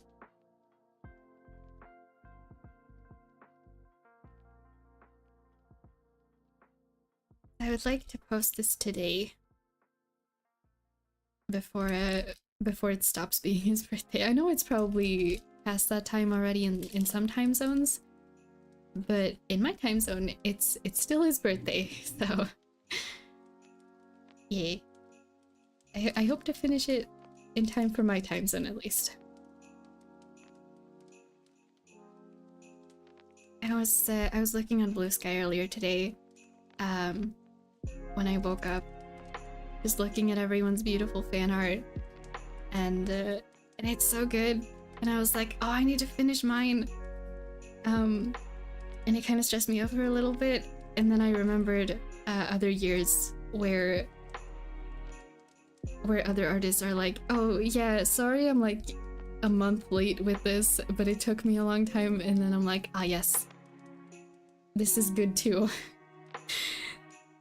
Any time frame is good. Yeah. I need to be reminded of stuff like that every once in a while.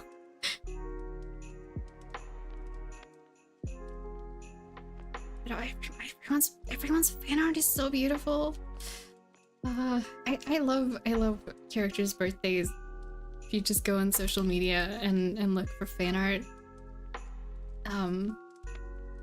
If you have a favorite character and you want to see amazing fan art of that character, just wait for their birthday and go on any social media and just look for the tag of the character's name and just enjoy.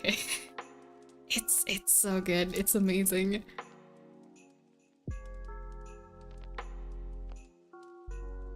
I was also reminded because of that, because I went looking for Wander fan art. I came across a like, oh, birthday of the day kind of thing, and I was reminded that it's also Leon Kuwata's birthday from Danganronpa 1. If anyone celebrates that. I haven't in a while, but yeah, that's also a birthday to celebrate if you want to. I love it when people celebrate their favorite characters' birthdays. The best. I used to do a lot. If you've been following my Instagram for a long time, you'll know. I used to do a lot of birthday fan art. And I did like 2 last year. I have my entire calendar filled up. Like there is not a single week that doesn't have a birthday for a character. I didn't draw for barely any of them last year. Just appreciate any and all fan art whenever. It's always cool to see. Yeah, for sure. I love fan art. Oh, hello, Fenty. Welcome to the stream. I don't usually watch them because they start at like 5 a.m. for me. I'm probably gonna head to bed soon though. Stay for long, but it's so cute. Oh, well, thank you. I'm glad you enjoy it. I'm glad you came in to say hi at least. Yeah, I appreciate it. If you do end up going to bed, which absolutely understandable, 5 a.m. is perhaps not a time to be awake. Yeah, I hope you have a wonderful sleep whenever you go to bed, and thank you for coming in to say hi. I appreciate it.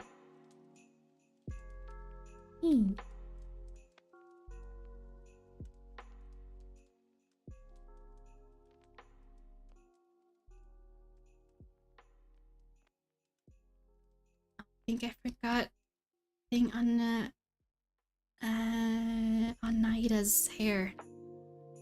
Hold on, let me move references back over. Naida, what's your hairpiece like? Yeah, there's a little heart thing underneath, right? That's it. I did forget about that.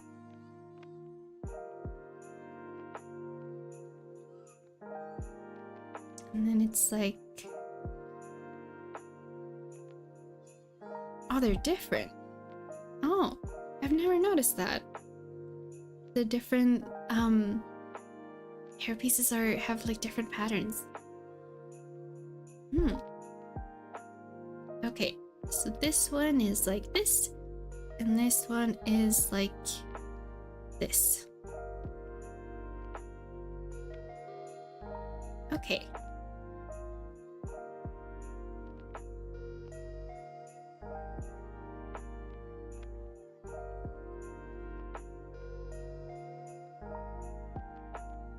And this one had a little thing in the center.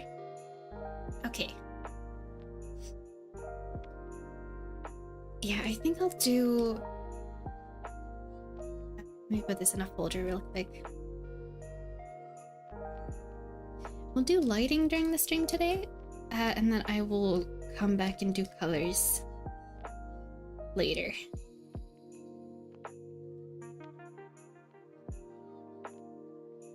Get him smiling. Just want to let him be happy.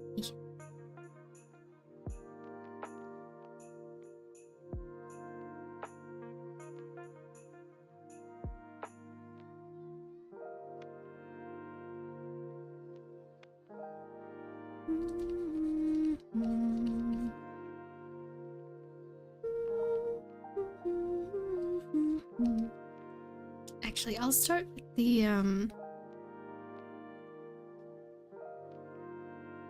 it's way too yellow. I'll start with the overall lighting, and then after that we'll move on to the more detailed lighting.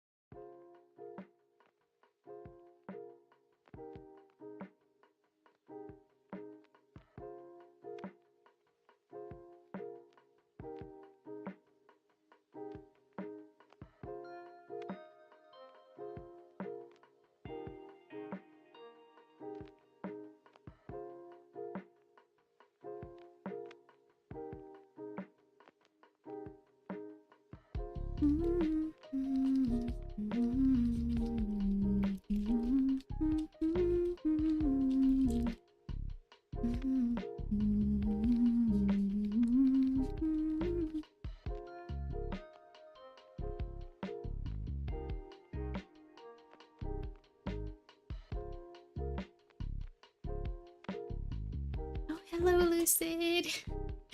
Welcome to the stream. Thank you for liking. There's so many O's at this point. Oh, nice. Yeah, welcome. Continuing the Wander art that I started yesterday. It's his birthday today. This is the art I was telling you about. YouTube won't let me put more. Hit the character limit on O's. Oh, nice. Wow.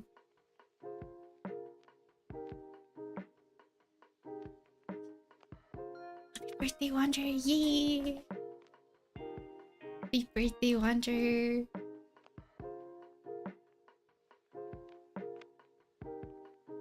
I hope I'm able to finish this before it stops being his birthday.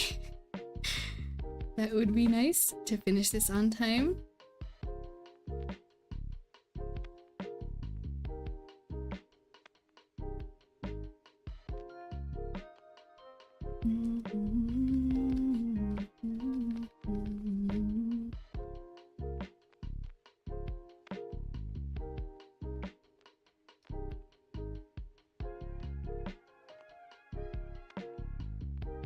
It's been a while since I saw her, but yeah, it has. The summons haven't really been being used lately, but it's yay. I'm glad Wander Burp got summoned today.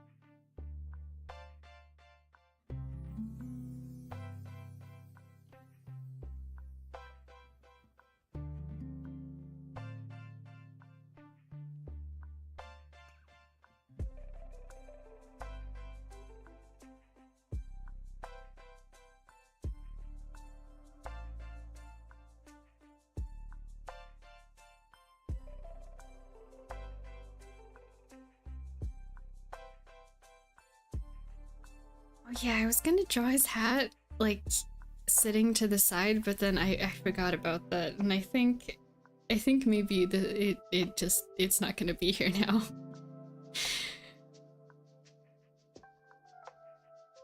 The hat has been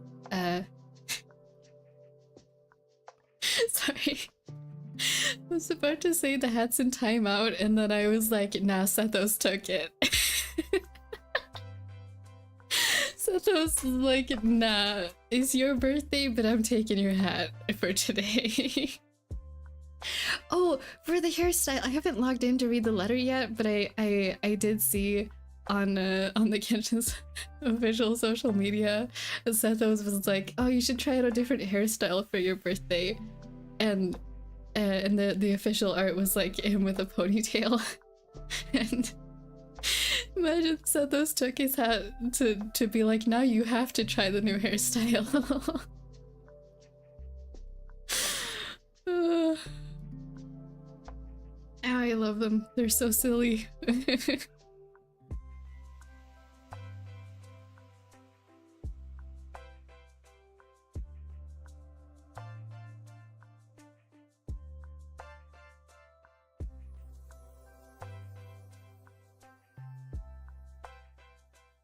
I'm glad he has like good friends now. Even if he won't admit to it himself, probably. I'm really happy for him.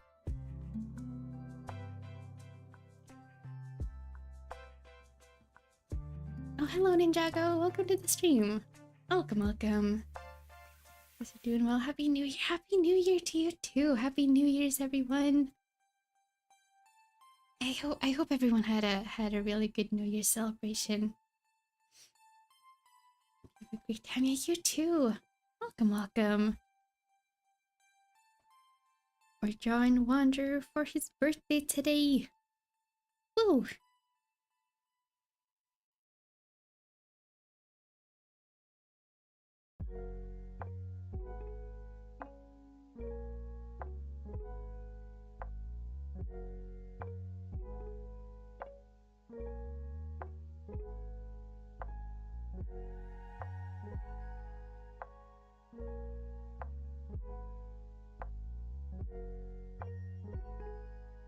Oh, I'm still on the soft eraser.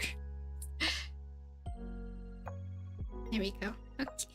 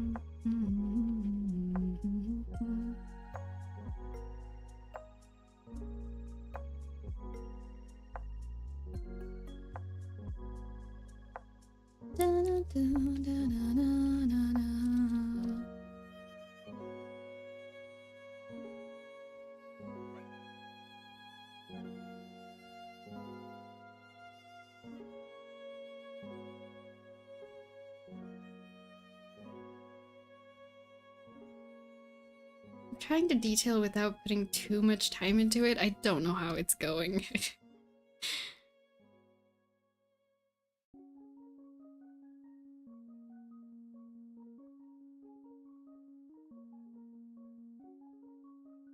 That will work for now. Okay. Nahida, it's your turn.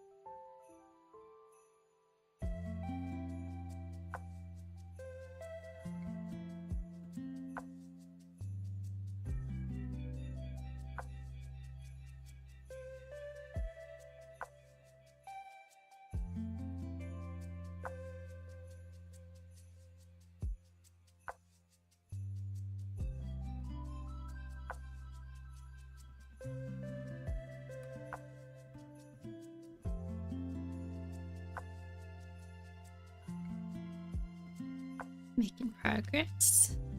Slowly but surely. Sorry I've been quiet, I've just been thinking a lot. I was thinking about the oh gosh, I've never had to pronounce this word out loud before. The Narcissan Cruise Ordo, right? I apologies if I said that word wrong. But yeah, I was thinking about that quest line because I finished that recently too, and I really liked it a lot. I did not figure out though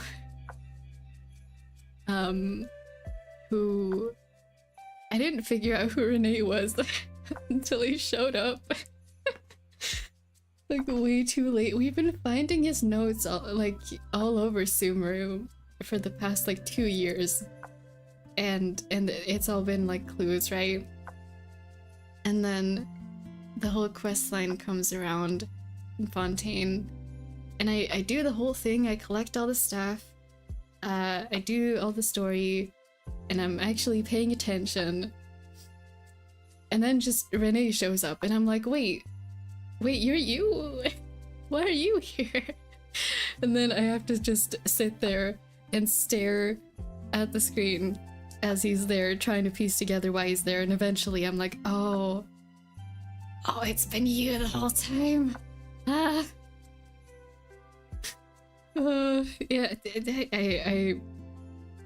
I should have put the pieces together on that one, honestly. But it's just this, people in Genshin use so many aliases, it gets confusing eventually. But I think I got it now. I think.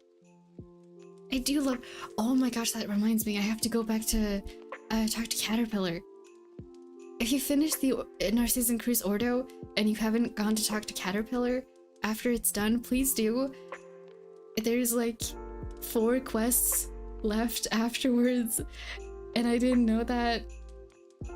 So I was just wandering around doing stuff because I was trying to 100% Fontaine, and then just Caterpillar's there, and I'm like, huh? I thought I just finished this quest line, but I promise you it's worth it. Just go talk to him. And I did the first part of the quest after the Narcissan Cruise quest line. I did the first part, and now I'm like wildly confused and like in theory brain mode when it comes to that quest, and I need to go back and see if I can figure it out because it's very fascinating. All the mirrors, all the teleport mirrors all over Fontaine that'll go to the sunflowers. Anyone remember the sunflowers in the teleport mirrors? Like I was thinking about that the whole quest line, and every single part I was like, why can we not go through the specific— we could go through all the other teleport mirrors, we can't go through the sunflowers. And now I know where the sunflowers is, and it's very sus. Been playing a little since you've been talking about it, but I still don't know so many characters. Yeah, these are not playable characters. They're questline NPCs.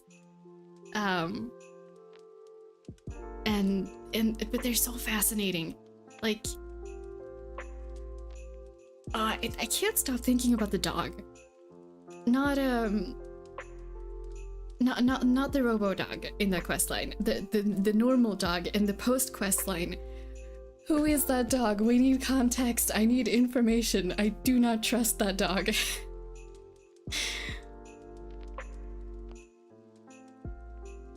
When a dog asks you, what do you think I am? You do not trust that dog.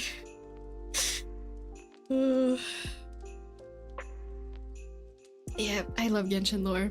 I love that. I realized, like,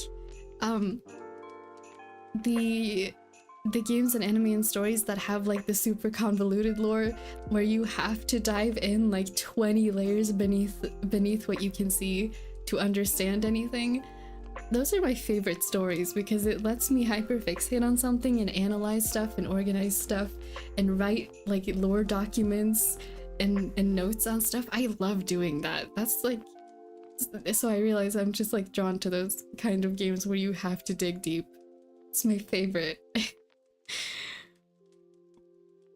I was thinking about it here and there because like people, I think my mom asked me like, why do you like these, like I was trying to explain Kingdom Hearts to my mom and she's just like, why do you always just like get stuck with the super complicated stories? And I'm like, but they're the best though. Being able to think about the lore and world building is always fun. Yeah, exactly. I love a game where you can look at a piece of paper and go like and read the piece of paper and dig like 15 layers down into what it says on that piece of paper and where it is and where it's been and who wrote it and why. And yeah, it's so good. And also like you know, I think Brevity is their name, the person on YouTube who's doing like really deep map analysis stuff on like the road construction in Genshin. Has anyone seen? If you haven't seen those videos, please go watch them if you like Genshin. They're so good. They're doing like, they've done some videos where they're like analyzing how far apart the lanterns are and how like inconvenient it would be for the NPCs to go anywhere into that, and like where the roads go and which ones have dead ends and how safe they would be for NPCs, and like fixing all the mistakes on the map where it's not accurate to in-world. It's so good. They're such good videos. If you haven't seen them and you like Genshin, please go watch them. They're by Brevity on YouTube. On road construction, yes.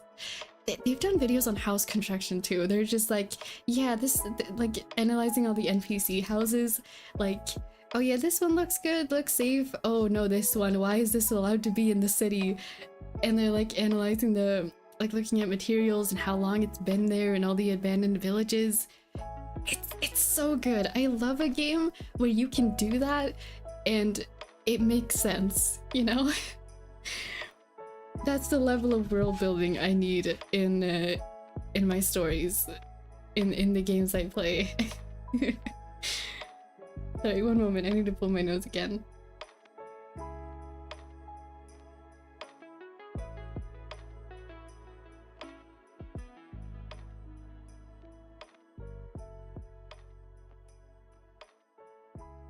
Alright, yeah, that like, just those kind of stories, they're so good.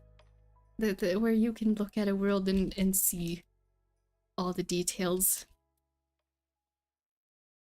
If you've read Before Sun and Moon and looked at theories about that too, that's a very good example. For anyone who doesn't know context, Before Sun and Moon is one of the most like lore significant books in Genshin, like in-game book that you can sit down and read the whole book and it'll tell you about the origin of Teyvat in a really convoluted way, and people are still making theories about it to this day. It's been out since beginning of 2022, I think. But it's so good. All the Genshin books are worth reading.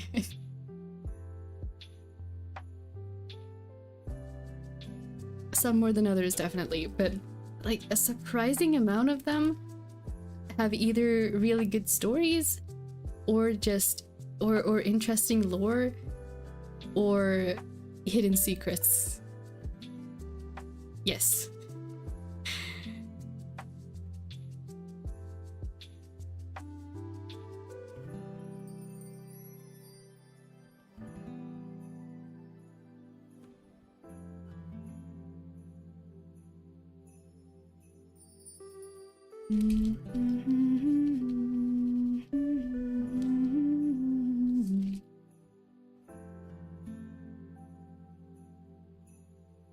I'm just thinking about theories and lore stuff. Wasn't there? Did we solve the? Should clearly read some more books in game. Yeah, if it sounds interesting to you, absolutely go for it. I think I absolutely think it's worth it. I haven't read every single book, but I have read a lot of them. I'm still trying to collect some of them. Like, I don't know where to find them. There's this one series from Inazuma that like all the volumes still aren't out. We have like, I think we're missing 2 or 3 volumes, and you just can't get them yet, but they're like in the middle of the story. So I'm just here like, when are you gonna release those books, Hoyoverse? We need to know how this ends. But yeah, if you like reading or find the reading like worth it, at least, absolutely recommend. Yes. Yeah, I started thinking about lore, and I'm just like, did we solve the whole... I don't remember if we solved the whole deal with Kave's dad during that, the academia, like, tournament event. I don't remember if we solved the issue with his dad at that point. I don't remember. There was Kave dad lore, for context, and it was significant. It was important. I don't remember why, but I remember that it was, and I don't remember if we figured all of that out. I have some research to do.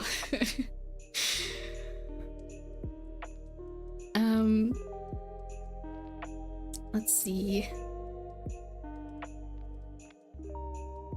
I am gonna drop this right here, so I have that for later. But we're moving on to another piece now. Now you know what to look up after stream. Yeah. I gotta look up Kave dad lore. I love talking lore. Sorry, I hope it's not like annoying. Since I've been looking at so much fan content recently, I've been looking especially at like World Quest summaries through music videos. They're so good. And it got me thinking about a lot of the World Quests that I did a really long time ago. And I was just looking at all of it, and I was thinking about Wander's backstory, and I was just going like, I need to info dump about this. I don't know anyone else personally who is as into the Genshin lore as I am. I'm like, I need to get to talk about all this. But yeah, that's why I'm kind of just rambling all over the place now, because I don't get to do that normally outside of a stream. It's just like, I need to get to talk about all this. I have to get it out of my system.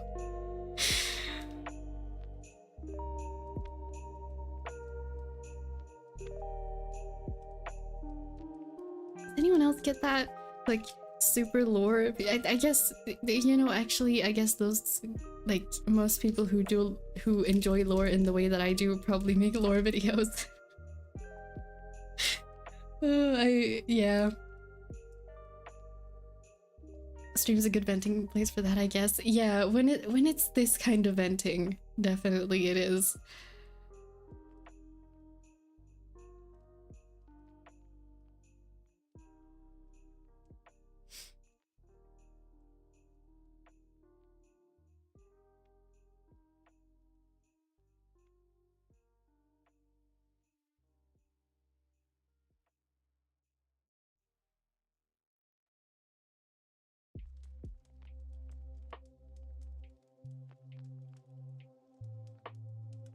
Don't ask me what this pose is. I don't know.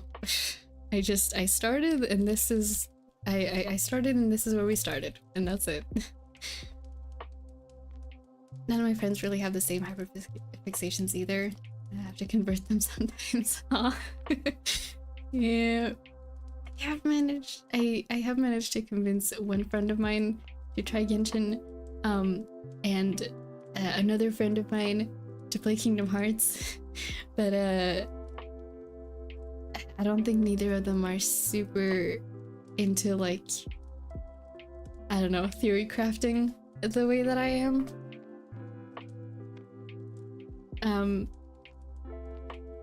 The one that started playing Genshin literally like sent me a screenshot of Kachina the other day, and yeah, I know he skipped all the story, which is nothing wrong with that, if you don't want to do the story, but yeah, I don't think I could tell him about Genshin lore and he'd know what I'm talking about, you know?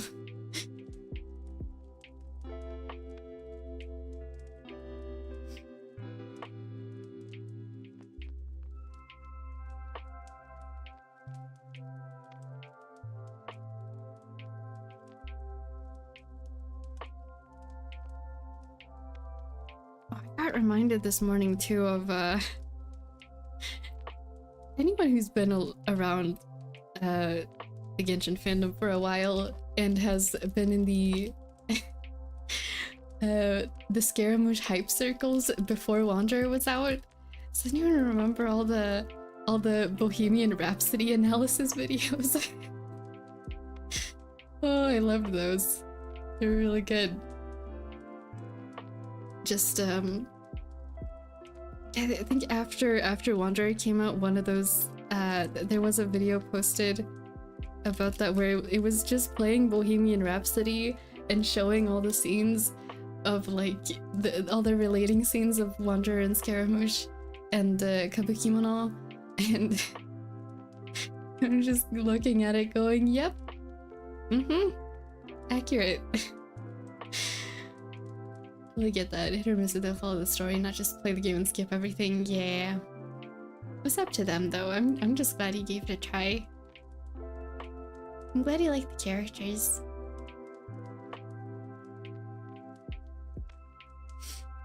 But yeah. I kind of miss, like, because now that Wanderer's out, there isn't as much. Like, people still love him, obviously, but I remember I wasn't around in Genshin early enough to be there for the Reconcile Stars event. However, I was there for. So I started playing, like, seriously in April 2021. So it was like half a year after release about, and I remember when all the story teaser stuff during the special program was getting released for Inazuma, and yeah, the hype for I remember that one scene that was in the trailer with the Delusion Factory where Scaramouche is there and he's doing the voice line, if you know the one, you know the one, and people were absolutely losing their minds over that, including me. I should be honest. And I kind of miss that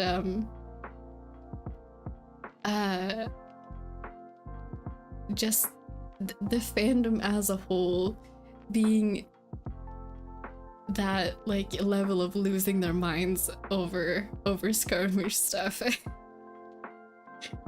was nice. The edits of that audio too. Yeah.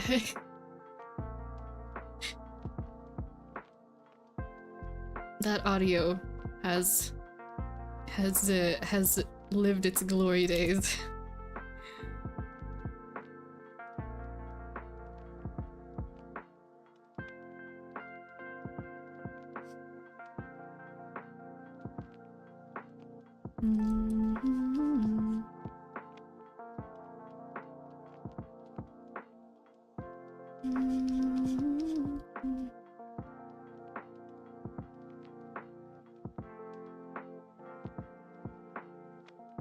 I was just looking it up, had no idea what it was. Oh, did you find it?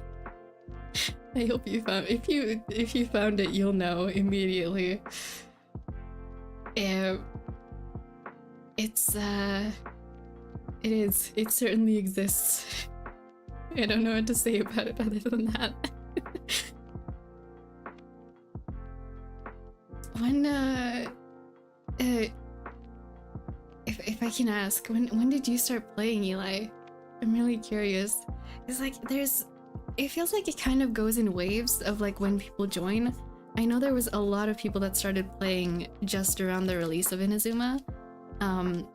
Because I remember, like, you know, all the Raiden hype that was just before her release.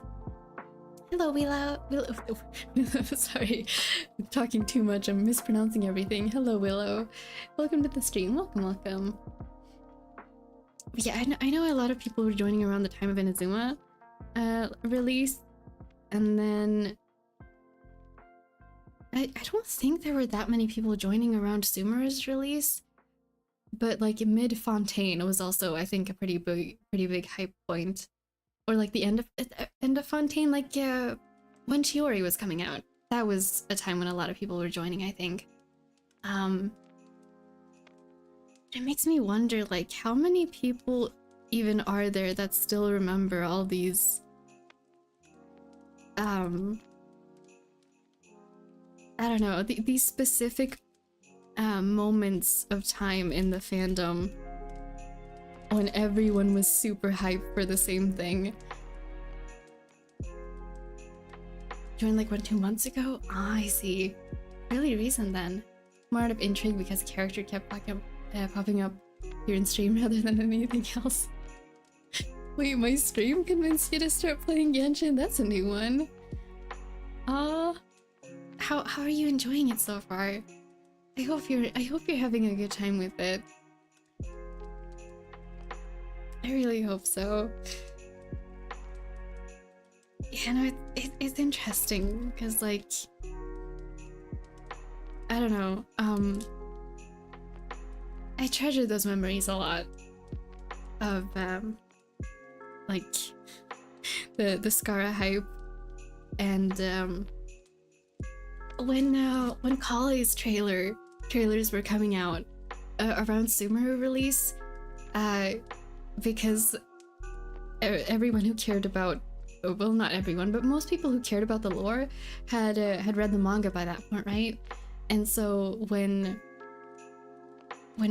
Kali was coming out, it was like everyone was losing their minds because it's Kali, you know? And if you read the manga, yeah, it has Kali's backstory, and it does not get explained well enough in game, I think personally. But yeah, so everyone was like, oh my gosh, it's Kali, and oh my gosh, she's gonna be playable, she looks so cool. And I was crying my eyes out because she got to have a happy life. Yeah, I treasure these memories a lot of like very specific times in the fandom. But I feel like there's a lot of people who won't remember those anymore. It's been fun so far, but haven't really been able to play a whole lot. Yeah, I get that. It's definitely, especially if you want to stay free to play, it's definitely a time commitment. The backstory was sad, I assume? Yes, very much so. Very, very sad. There's it was the same at a different point during Sumeru's quest because of the manga, and everyone who took the time to scrounge through artifact story descriptions for Wanderer's backstory, which you could find in game like a year or so before his story actually came out in the main quest. You could read the artifact descriptions and put the pieces together, which everyone who was way too hype for Scaramouche slash Wanderer, including me, did, and we all collectively lost our mind about it. And then Sumeru came out, and a very specific character from the manga and from that story in the artifact set was spotted, and oh my gosh, everyone was screaming. Oh, good times, good times. Yeah, I don't want to spoil things for you, but my gosh, it's so good. Oh, speaking of, I haven't read the artifact descriptions for any of the new sets since like the Sumeru Desert. Oh, I have some reading to catch up on. I know what, like, people were talking about there's a significant story in the Nymph set. I'm not really sure what it's about. No, wait, it was, right, that's what it's from. It was in the Hoyo Fair, so people were talking about the Nymph set description. It's about, like,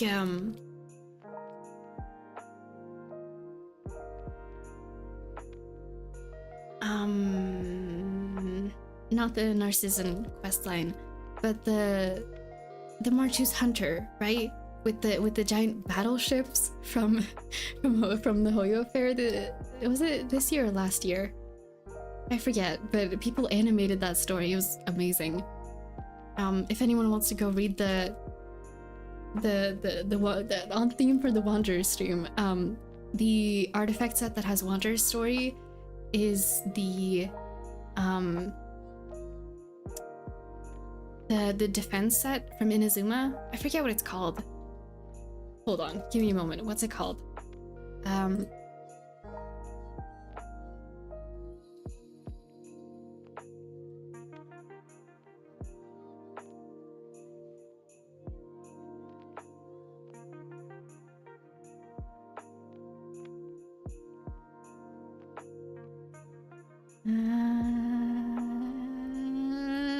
Genshin Wiki to the rescue. Hello. Husk of Opulent Dreams. That's the one.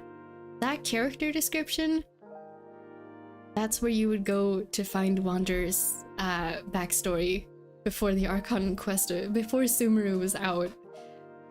That's where you'd go to find it. And if you go looking around around Tatarasuna, if you like Wanderer, going to have a look, like a very thorough explorer of Tatarasuna and reading that artifact set. Very, very worth it for lore. I think, oh, if you've already done the Sumeru Archon quest though, it might be too late. I think stuff gets deleted after that, for obvious reasons. But there is still like 1 or 2 notes. I have gone to look for them afterwards myself because I was like, I need these notes. I'm pretty sure there's still 1 Nagamasa note left at least. Oh, I wonder if there were Niwa notes. Oh, I hope there wasn't Niwa notes that I missed. Oh, I haven't thought about that. Let Niwa exist, please.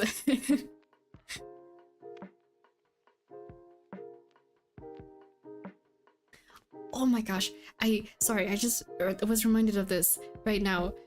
Again, on the topic of Wanderer, I found someone yesterday on YouTube who has done like a whole anime.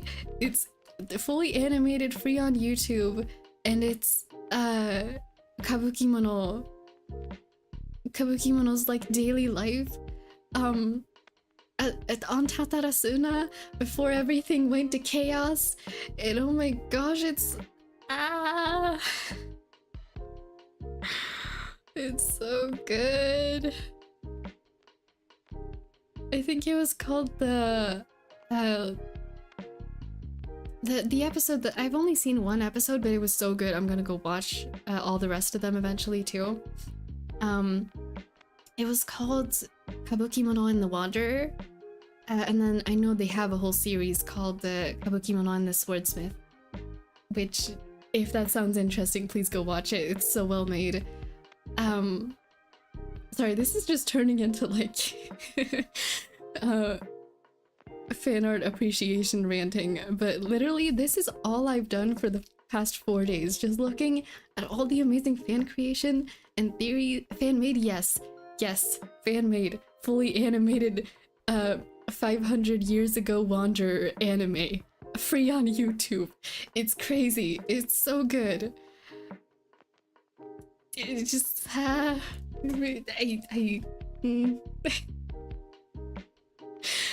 love the Genshin fandom. They're so insanely talented. There's like there's another book that was recently like fully animated. Moonlit Bamboo Forest is a Genshin book. Pretty sure it's from Liyue. You can go read it if you want, or you can watch Hoyo Fair, where someone animated the whole thing in like I don't even know, like fully animated. It's so beautiful. It's a really unique art style. It's so good. It's like a whole anime episode. It's so good. I can't believe how talented and skilled and dedicated like all the artists in the Genshin fandom are. It's amazing. I don't know what to do with myself when I look at it. Yeah.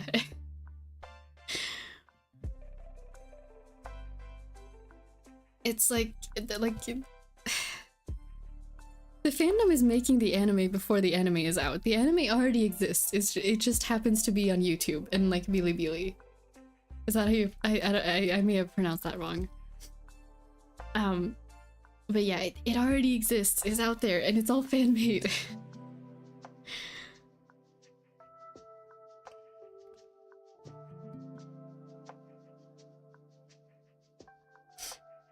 Is there any other amazing animations that I've seen?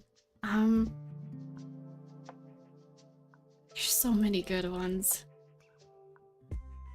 I was looking at there's also like the voice actors streams where they sometimes play Among Us or sometimes they play Genshin, and people animate that too, and then we have more content, and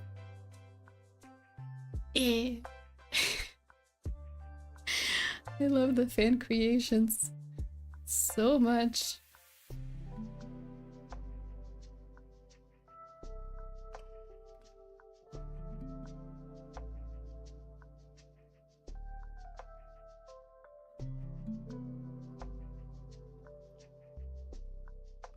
And if you don't know where to start, one thing that, like, if you want to watch all this amazing fan content but don't know where to look for it or don't know where to start, go watch Hoyo Fair.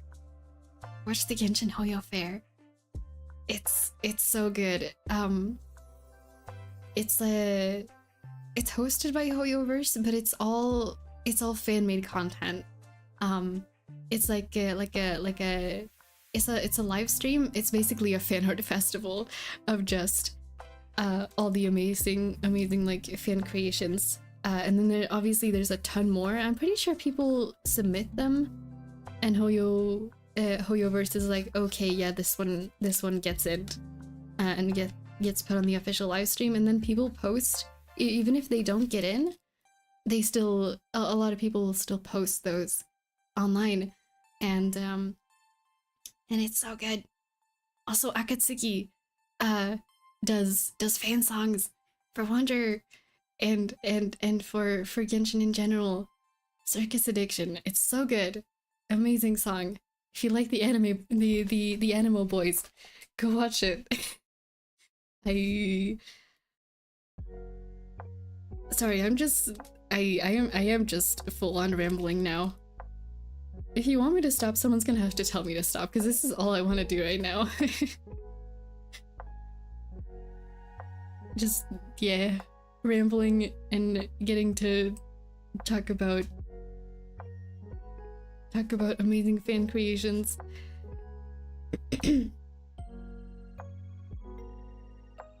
Has popped up on my timeline but didn't watch it yet. Yeah, it's really worth it. Like there'll be different, there's usually like a different theme every time. I think they host it twice a year. and usually there's a different theme. There's one that came out just like last week, and it was detective themed, and it was really good. Well, I haven't watched the whole thing yet, but the parts I've seen are really good, and I'm gonna go watch the whole thing later. But yeah, and then once you, like, I don't know, I ran out of the old Hoyo Fairs stuff because I watched them all already except for the newest one, and so I started watching Bran Online's best Genshin videos, and it's literally called that, like reacting to your best Genshin videos, and people submit into him. Like, it is a reaction video, but then he puts in the description like a document of the links to all the original videos, so you can go watch them and give them the love and attention they deserve. But I found it's a pretty good way to find new stuff if you don't know where to start, because I didn't know where to start. And but yeah, people will submit in videos, and his editor will put them all together so you can react to them. And I found some really good ones in there. And yeah, I don't know what this hand is. I'm talking and not drawing. I'm talking too much and not drawing.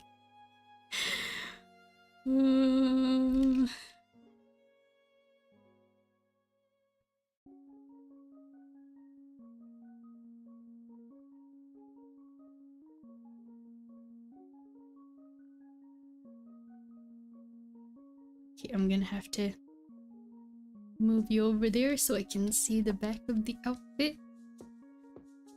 Okay.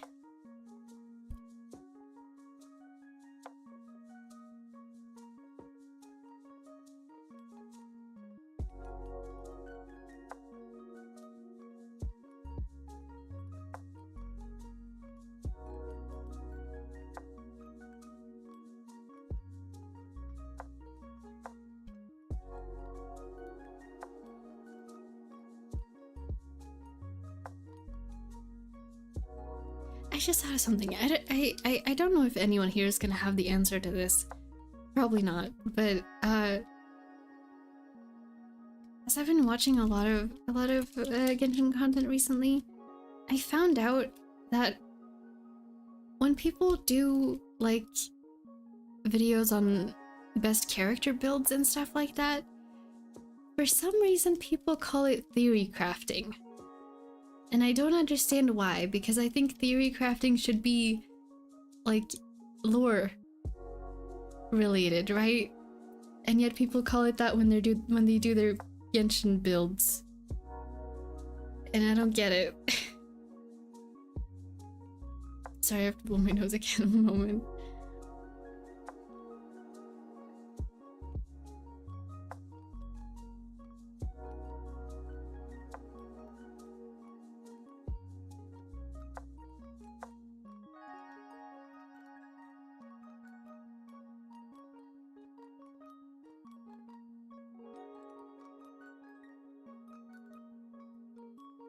Yeah, I'm confused about that.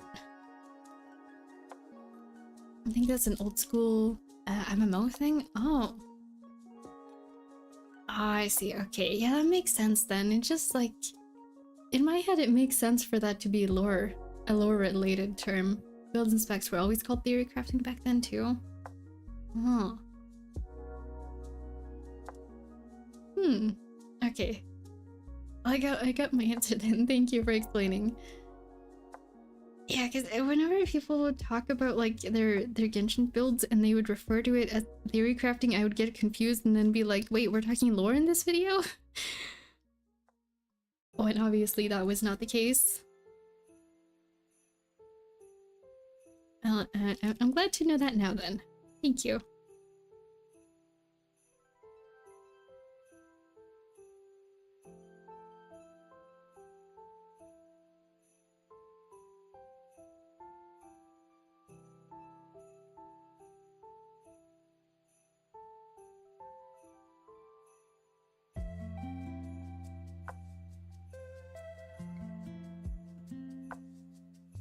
just thought of something else because I'm drawing this up. It's entirely unrelated to the last thing.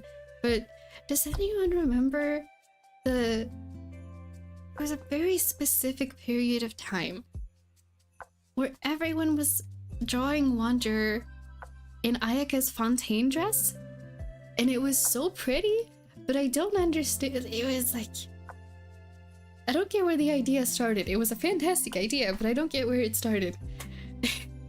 Like, can we just think about that for a moment, please? Like, I don't know if canonically if he'd be up for that, but it looked amazing on him.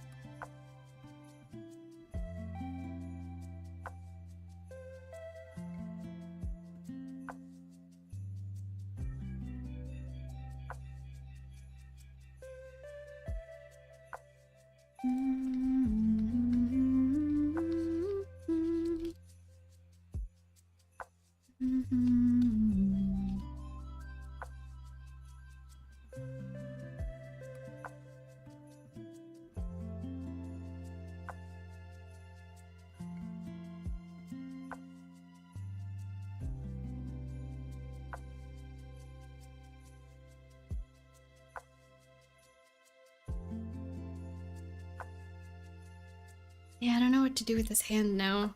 I didn't manage to draw it correctly. Hold on. Let me see if I can salvage this.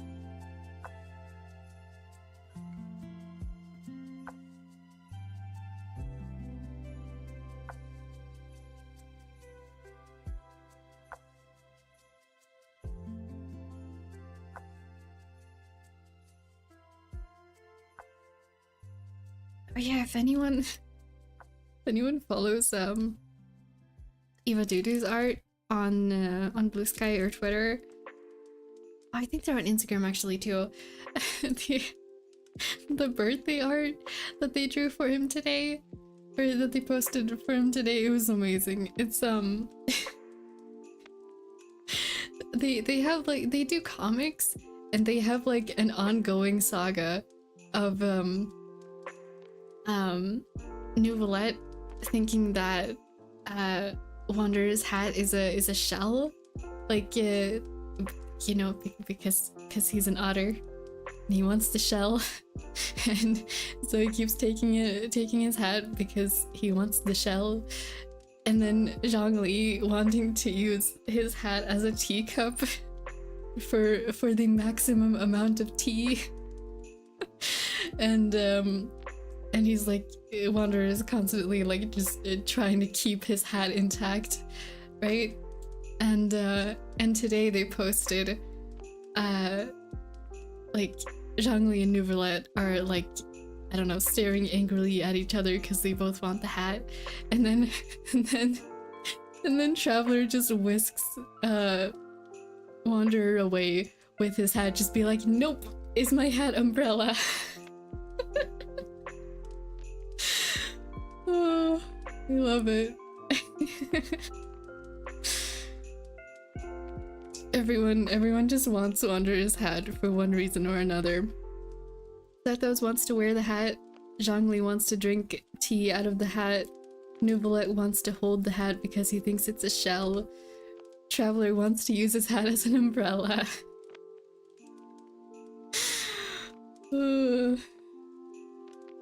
It's good. It's really funny. Oh my gosh, hat. Wait, is hat Kazuha meme still alive? Has he gotten Wanderer's hat yet? If hat Kazuha meme is still up and running, and healthy, he's gotta be chasing the hat too. Oh my gosh. When even was Hat Kazuha? I don't even remember where that started. Second Knight's hat. It is. I kind of really want to make one at some point if I ever figure out how to. But the last anime con that I went to, the last two actually, it's been such a good experience just seeing everyone attempt to make his hat, like all the different cosplayers, and it's amazing because people will make, if people want to cosplay, people are gonna cosplay no matter what their materials are. Like some of the ones I've seen are like super high quality, like 3D printed, amazing, and then another one I saw was someone had like cardstock paper in the right colors and they just taped it together with like wire and that paper, and it was so inspiring to watch though because you could tell they put their whole soul into that hat, and it was holding together surprisingly well. But it was so big, it was bigger than his, like this is the normal size of his hat, right? But their hat was like, if this is the head, their hat was like this. And it was made of paper. And I'm like, that is such dedication. Because it was like, it was going down like this, like occasionally, because it was made of paper, so it kept falling. But it was so inspiring to watch. And after seeing all the different variations of his hat, like at different years at that con, I'm really inspired to try myself, but also I'm like, I would never wear that in my daily life.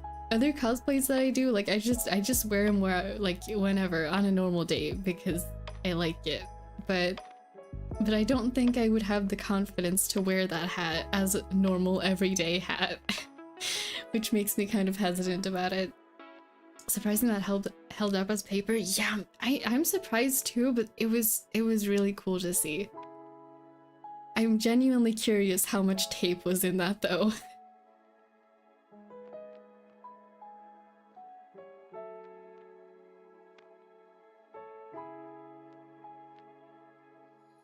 Like, can you imagine deciding like, yes, I'm going to make a gravity-defying hat out of paper, and then going through with it and being like, figuring out how you're gonna have it not just collapse in on itself? That is determination. I have no idea who that person was, but I admire them for that.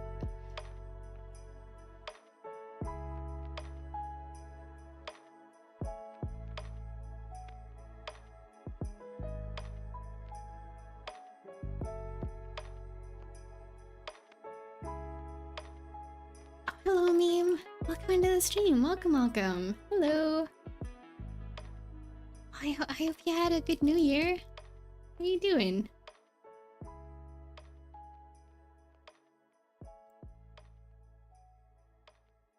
We're here drawing a Wanderer for his birthday today.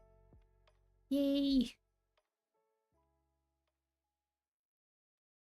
Oh, doing great. How about you? I'm glad to hear that. I am functioning entirely on Genshin hype at the moment. I've been here rambling for the whole stream, and it's been a great time for me. I hope it's been a good time for everyone else. But yeah, I've been yapping today.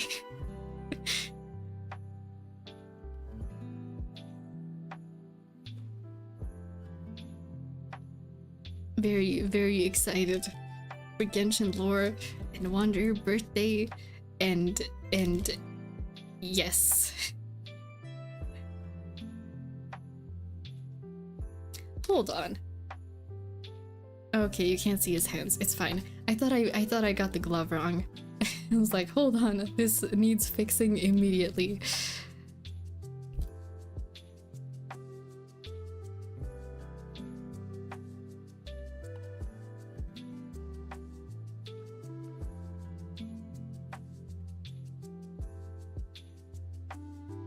Seems appropriately Genshin themed. Indeed. Indeed it is. Big fan, yeah.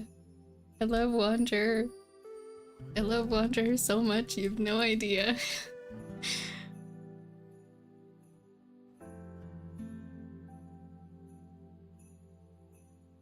I don't think I'm gonna be able to do his hat justice in this though. This hat is complicated. If I move over a little bit, look at this hat right here behind me. Look at this. I think I've only drawn it to justice once. I've drawn one good Wanderer hat in my existence. All the other ones are acceptable at best. But that's okay.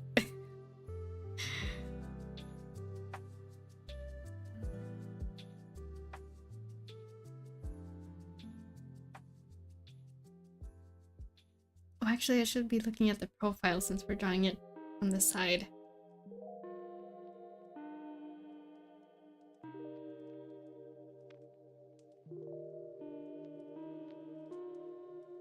But yeah, stream is Genshin themed today.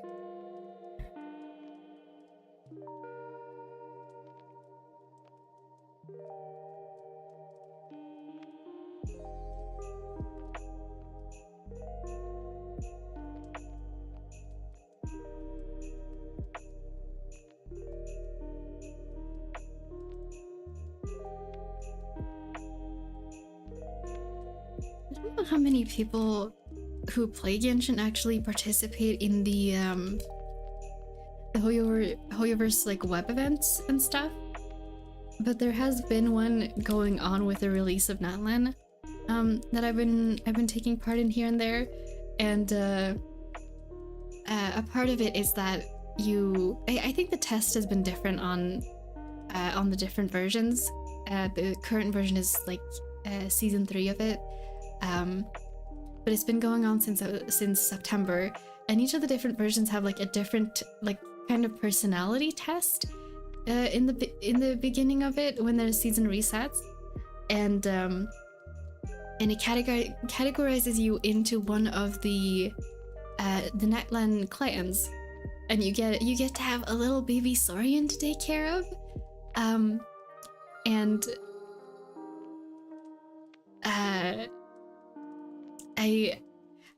I really wanted to get to take care of the what's it called? It's the Children of the Echoes, the People of the Springs, and the something of the Canopy.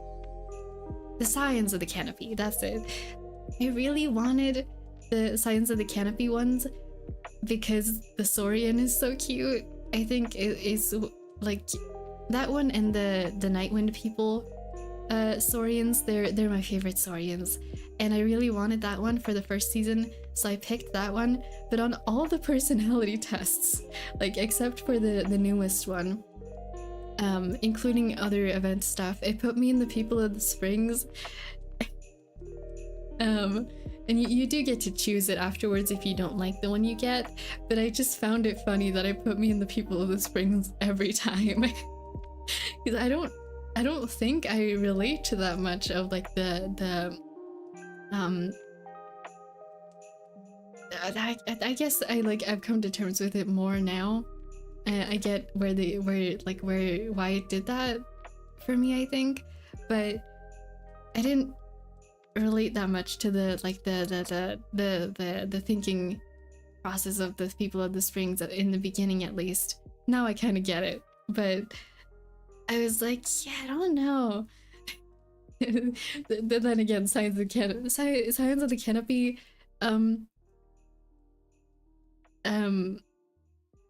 it's not thought process. What's the word?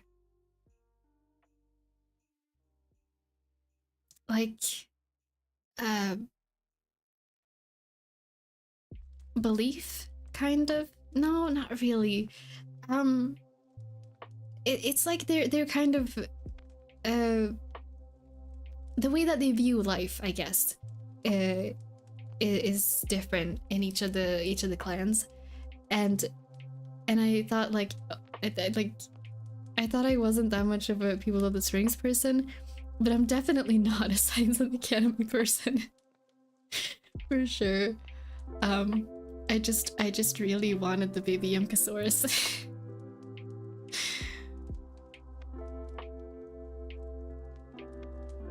Yeah. I wasn't going anywhere particular with that. That was it.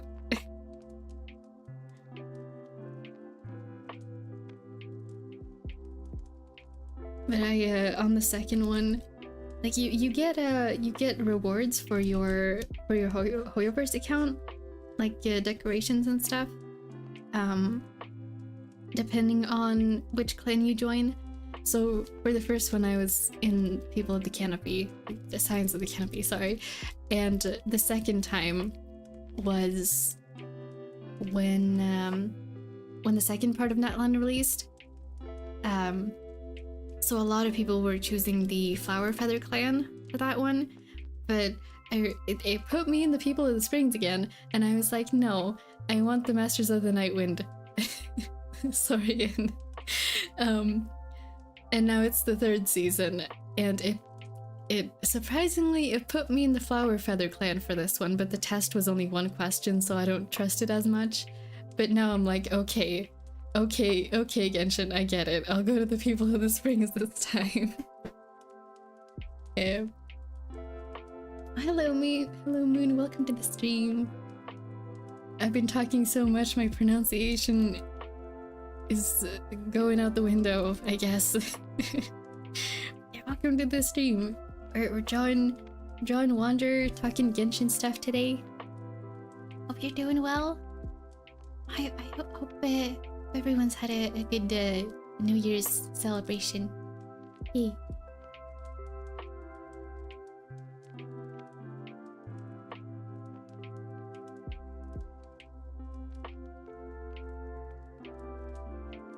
Oh wait, right, this goes underneath now, I forgot. I think the old version of the hat, the Scaramouche hat was like on top like this, but the new one is underneath. Right,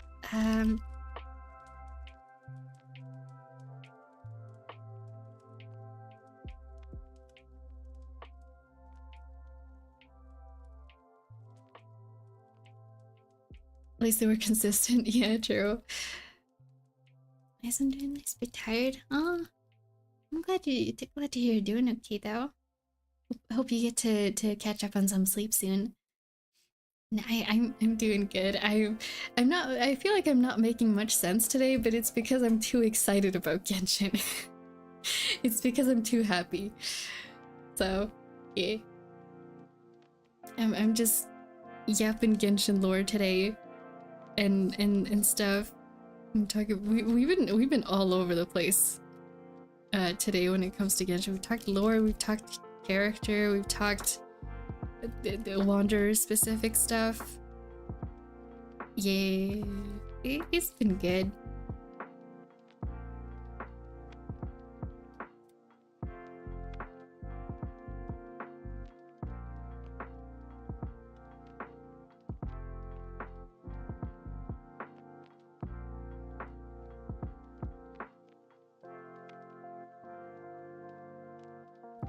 Sorry, just dropped my. You know, when you switch between an eraser on the back of a pen and you just draw, sometimes I just drop my pen and I try and flip it too fast. Oops.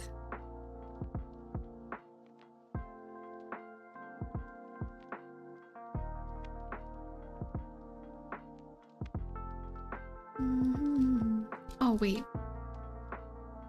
that's too many.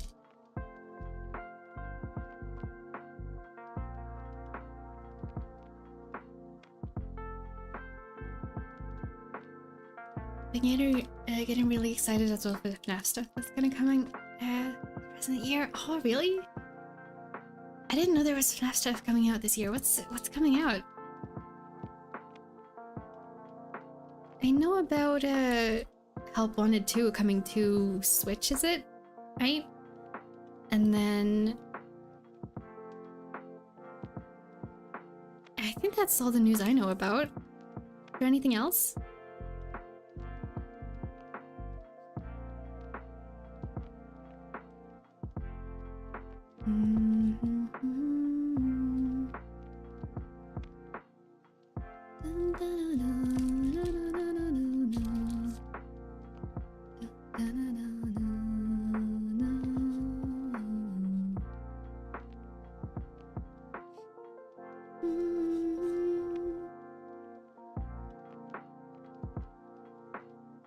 Secrets of the Mimics coming out at the end of the year.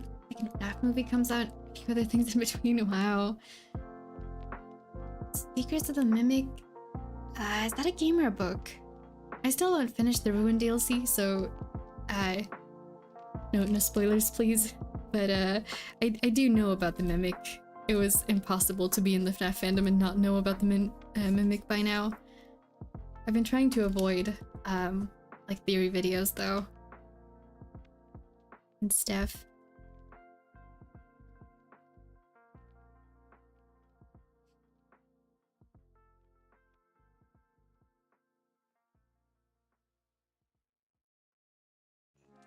All right, that's what the shape looks like. I might leave that to the colors, I think. Second FNAF movie is exciting too, though. Well, I hope it's good.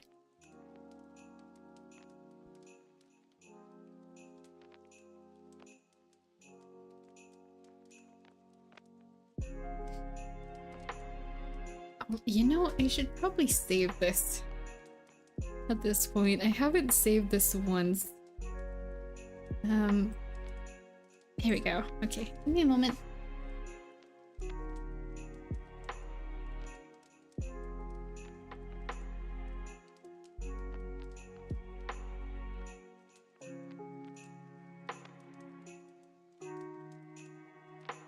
Here we go. Secrets of the Mimic is a FNAF game based on the past about it. Not even I know that much about it. Oh, that's exciting. I hope it's good.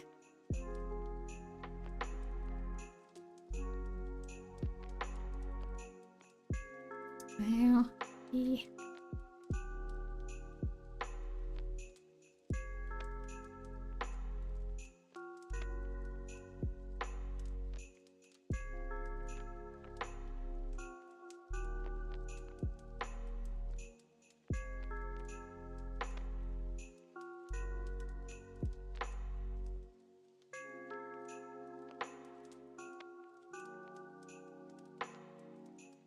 Teasers are looking really cool. Ooh. I hope it's good when it comes out then. I gotta finish Ruin. So I can actually get back to being caught up on all the FNAF stuff. I have realized though, playing FNAF games probably not really much for me. I much prefer watching other people play them. I decided like I promised myself that I was gonna finish Ruin, and then I got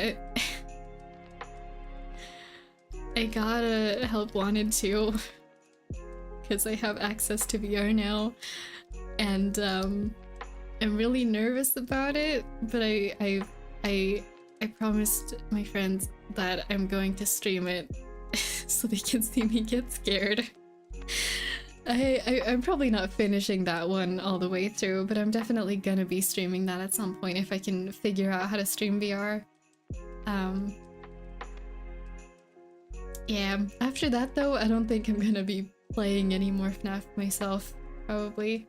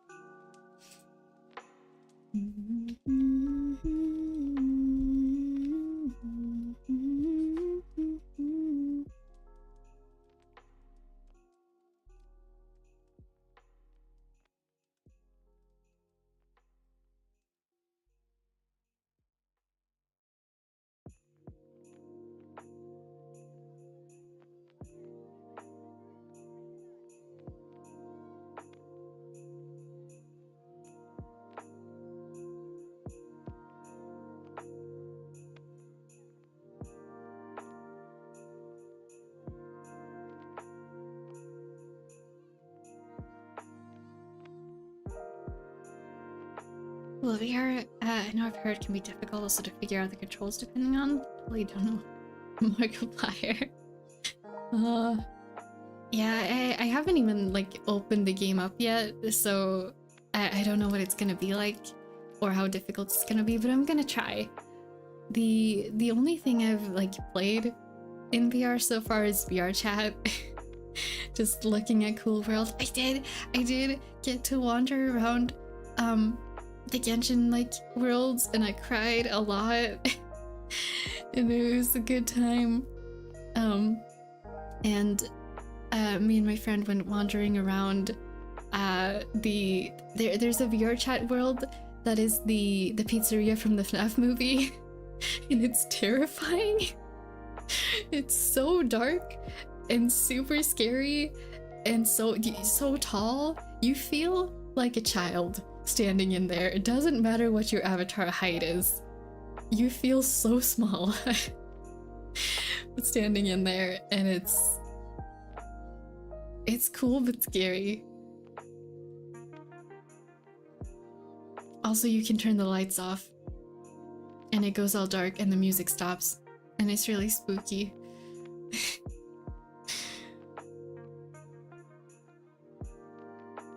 Good luck. Yeah, thank you. FNAF movie, I'd imagine that would be scary. It is. Luckily, there are no animatronics on the stage in the world by default. It's like if you want that, yeah, you're gonna have to get some people in there to be the animatronics. But like when the lights are on, they play like they play the music that they play in the movie for like when the robots are singing or animatronics are singing. But when you turn the lights off, you turn all the power off. There is no more music, there's no more lights, it's just pitch darkness and like the eerie hum of silence. It's really spooky.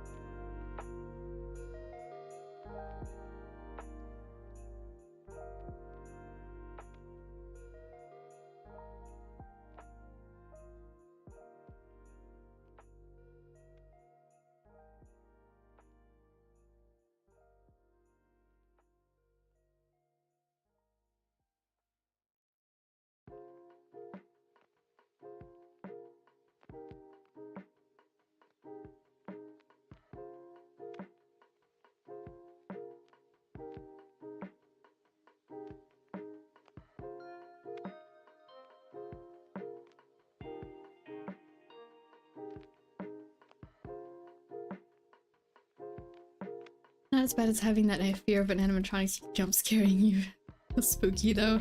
Yeah, it's not as bad if you know you're in a private instance. Like you know you're the only one in that world at the moment. However, when you know that like one of your friends is logged on that same world, it can be really spooky because they do have like the FNAF animatronics as avatars just out there for anyone to pick up, which is good. However, that means you can get jump scared by an animatronic walking around the corner if you have friends that like to prank you. Which is scary. That did happen to me once. Golden Freddy just snuck up behind me while I was looking at the drawings on the wall. Very spooky.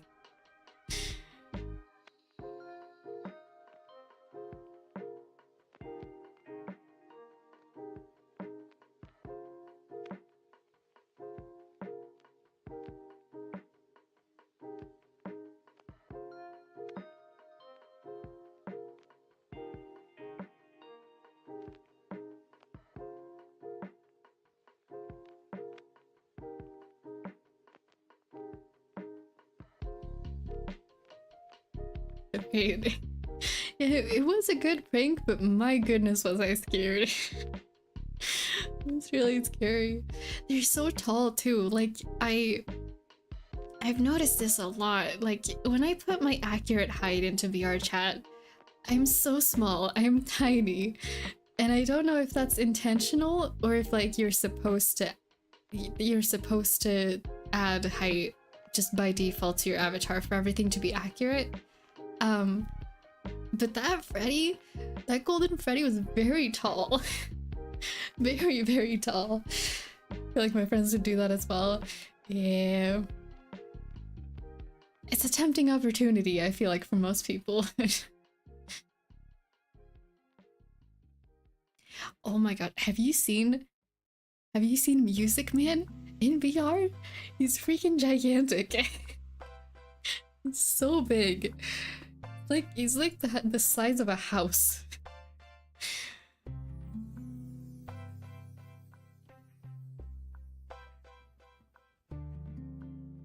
I do not understand how they managed to fit him in a building in the game. I feel like you would need like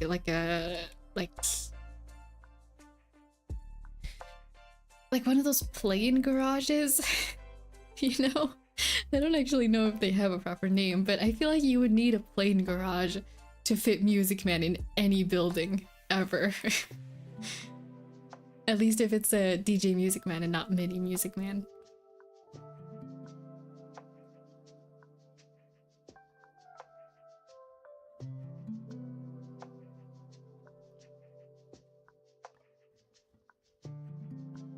The giant scares the life out of me.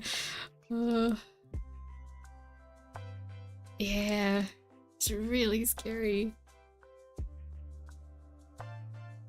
I think for me it's more scary that he's so big, because in all the fan media that I've seen, he's just chill and friendly. Like you just walk up to him and be like, hey, can I have a song request? And he just gives you a thumbs up and like the motions for you to tell him what song you want.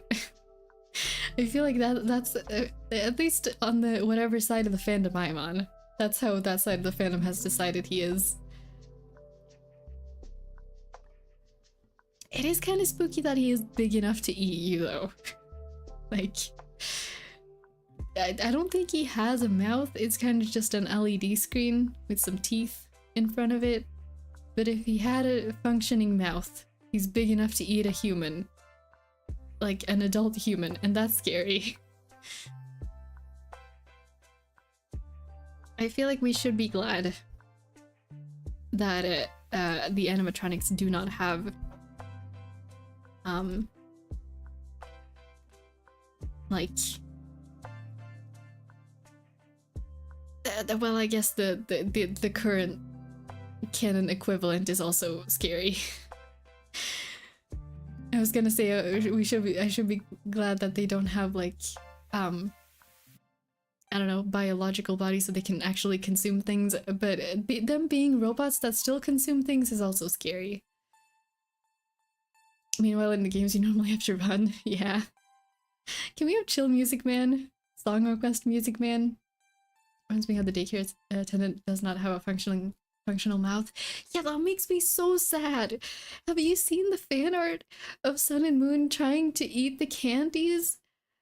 Oh, there was like a really sad kind of gore warning, actually. Robot gore warning. One that I saw on YouTube. It was an animation, and Sun was it was Moon. Moon was so upset that he couldn't eat his own like the moon candy that he just like ripped the teeth out to try and eat the candy. It was really sad. And I've seen like similar but not as gory stuff of Sun. They just it's really sad. I'll be lurking. Yeah, thanks for lurking me. The arding goes well. Thank you. Thank you very much for lurking. Yeah, whenever I see like there's a lot of fanfics I've read where one of the like maintenance staff like gets moved to the daycare and they see what conditions the daycare attendant is working under, and so they're like, no, we're fixing this right now, we're giving you a redesign so you're not scary to the kids and you're gonna have adorable upgrades, and like a faceplate not made of plastic, hard plastic anymore, so you can make expressions and open your mouth and actually talk. And I love those fics. Give the daycare attendant the love they deserve, please.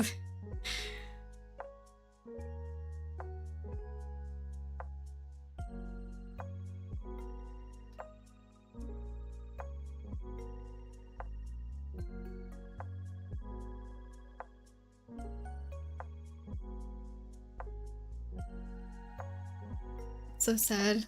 Seen that one you mentioned? Yeah. So it doesn't make sense. The fanfics where Sun eats glitter glue? Yeah. Doesn't make any sense.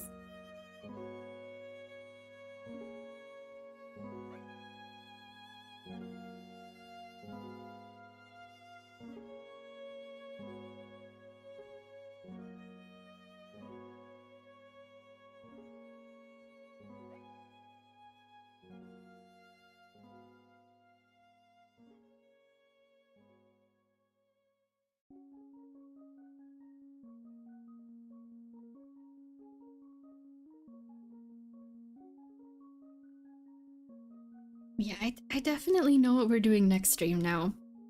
It was suggested earlier. We were talking about how somehow a lot of people that like find my stream, somehow we share a lot of fandom, different fandom interests, and we just somehow managed to find our way to the same place. And I'm really happy about that. So it was suggested that next stream we do like a randomizer wheel with different fandoms that I'm in, and I just get to draw my favorite character from each fandom. And I love that idea. That sounds so fun. So we're doing that next stream. Yeah. So you can bet there's gonna be Sun and Moon fan art. And probably some Danganronpa and some Genshin, some Kingdom Hearts. There's gonna be a lot. There's gonna be a lot of different fan art next stream.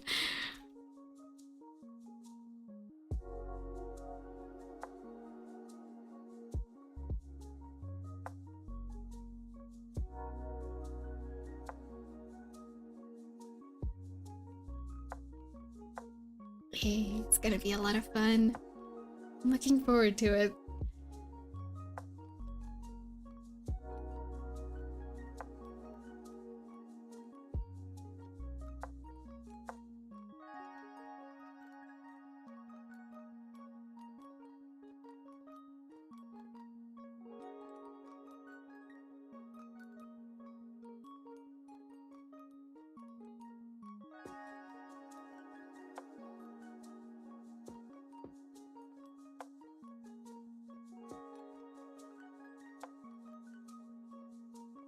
I gotta think of what fandoms to put on that wheel, because there's the obvious ones I just mentioned, but then there's a lot that I don't really think about that often, but that I'm also in. I don't know how many I want to include. Probably not too many, but at least like the main ones I'd like to have in there.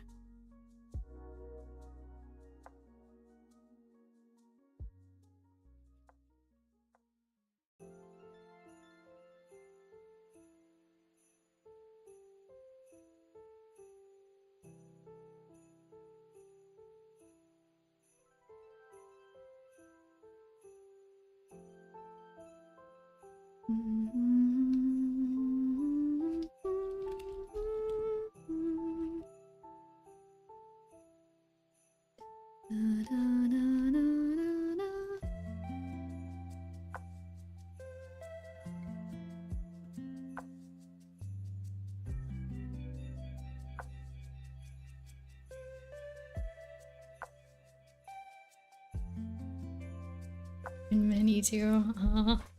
Yay. It's such a good time though. I might not include the like I don't know, I'm on the fence about including stuff like Demon Slayer, My Hero Academia, stuff like that. because I wouldn't say they're my main fandoms. They're there too, but they're not the main focus of most of my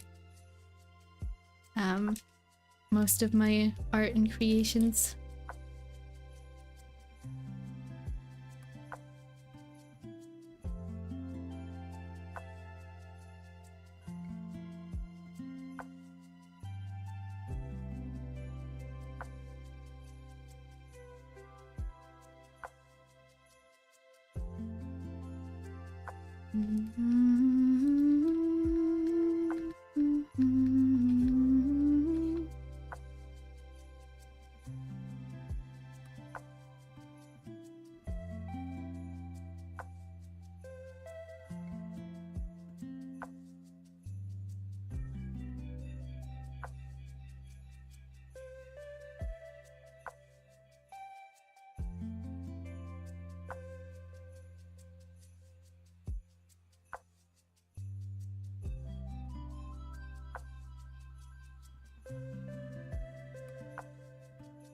I do love Demon Slayer, but at the moment I've been obsessed with F and Vocaloid. Ah, oh, Vocaloid's up there. No, I think I have to do. I think Vocaloid has to be on the wheel because I've been in the Vocaloid fandom since I was 13, and it's still here. I think it has it just by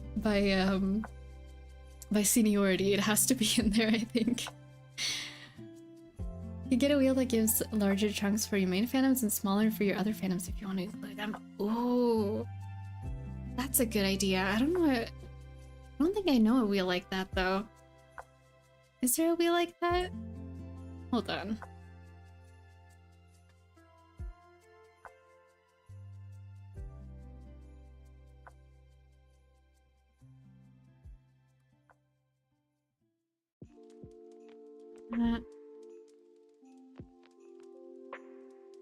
Custom. Oh, this one doesn't let you pick the sides. I'll have to look into this later. I'm sure there are wheels for this that would fit that. That's a really good idea. Thank you. But yeah, I definitely want to do that next stream. It sounds like a lot of fun.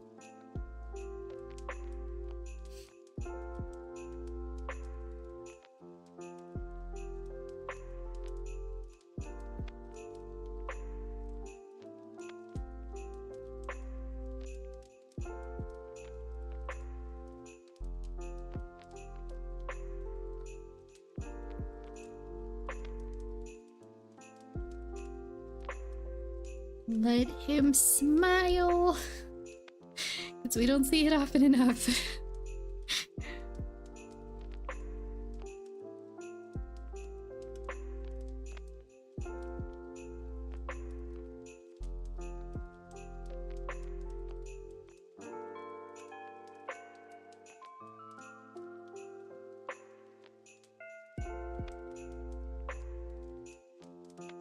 I don't know how done this is. I'm looking at it going, I don't know.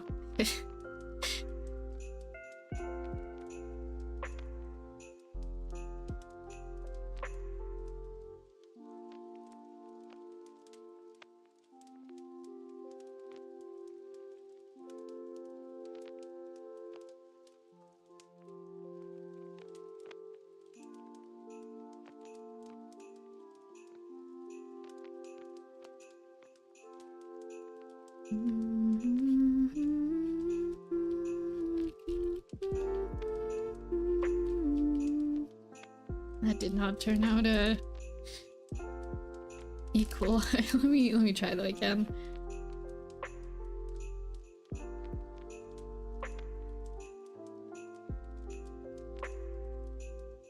Okay, that's better. I'm getting pretty tired. I might go to bed. It's nice being on the stream with your drawings. I'll see you for that stream. Yes, sounds good. Thank you for hanging out, Moon. I hope you have a really good sleep. Thank you very much. See you next time.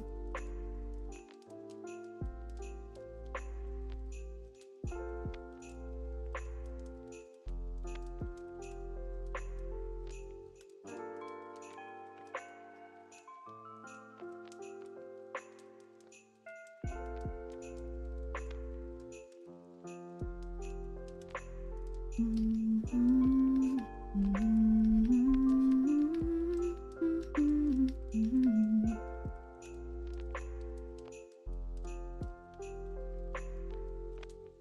doesn't look like right because I'm doing it with the liner. I'll do that with the colors. It's fine.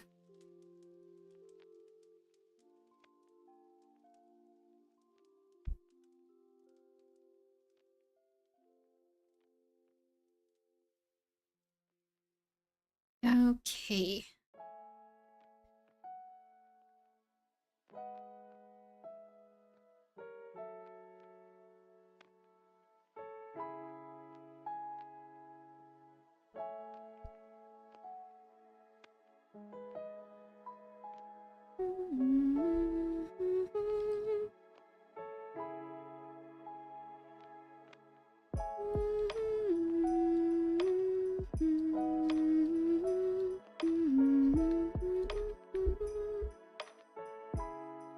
He has so many tassels. So many. Again, stuff you don't really pay attention to until you have to draw a character. All the tiny details. It is fun to practice though. It's kind of funny. I at the last con I went to, there were some like knockoff Genshin figures, and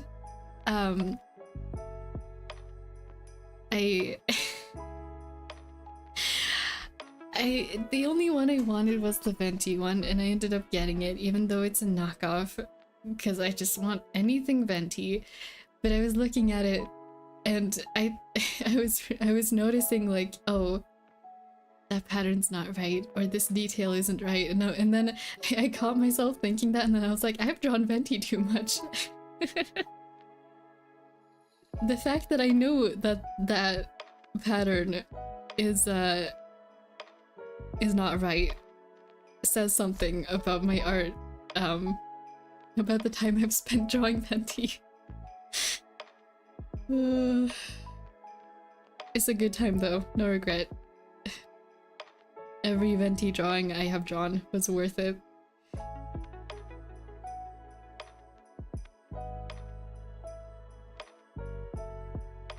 Never enough. Yes, true. Never draw enough Venti. Or Wanderer for that matter. Never.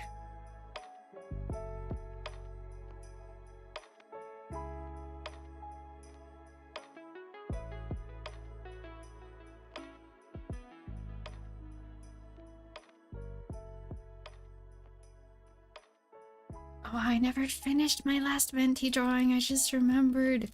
I started it at like 2 AM because I wanted to draw Venti, and then I was up until like 3:30, and and then I was so tired that I didn't remember that I'd started it the next morning, so I just never finished it. Oh, I gotta pick that one back up. I liked that Venti drawing. I need to finish it.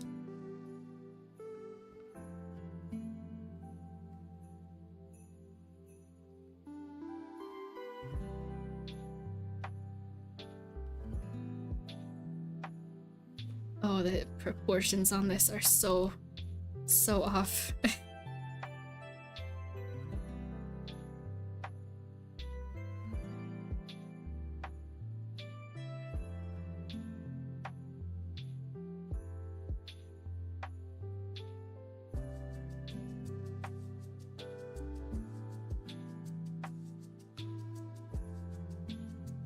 Okay, hold on. Let me make an anatomy sketch real quick.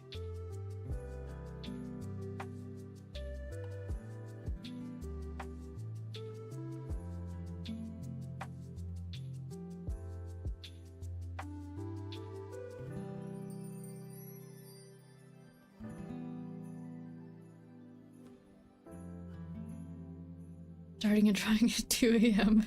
Yeah, sometimes the inspiration just hits at the most inconvenient times. But you just gotta deal with it. Like there's nothing else to do except start.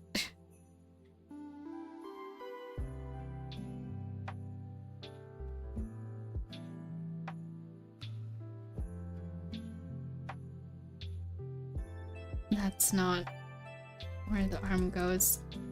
I guess it goes like this.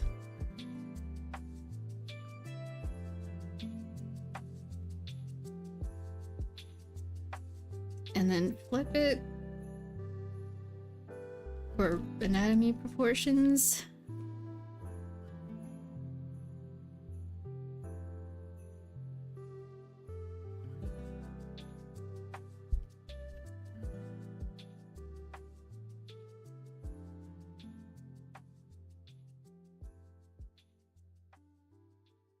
Yeah, I think that's closer.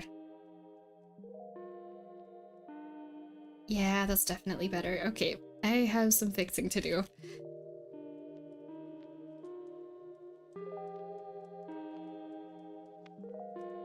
Normally I start with an anatomy sketch like that, but for some reason during streams I don't.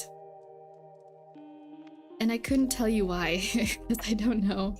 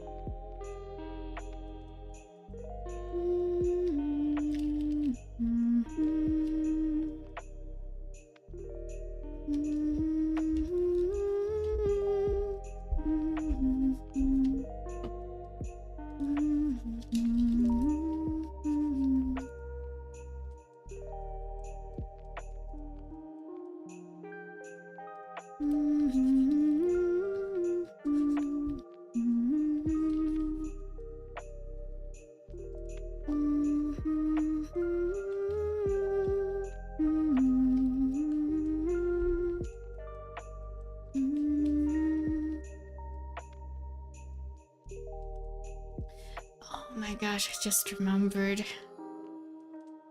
I still haven't changed the music in the description from last stream. Okay, hold on. Give me one moment. It'll be really fast. Because I'm probably gonna forget again if I leave it for next stream again.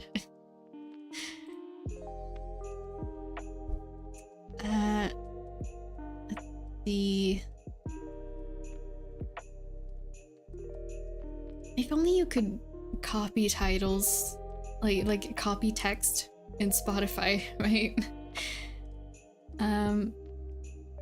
Okay. Festive, Fantasy.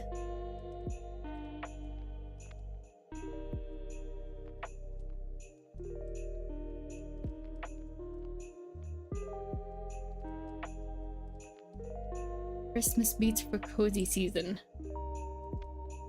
That's the title. Okay. It has been fixed. Thank you for your patience, everyone.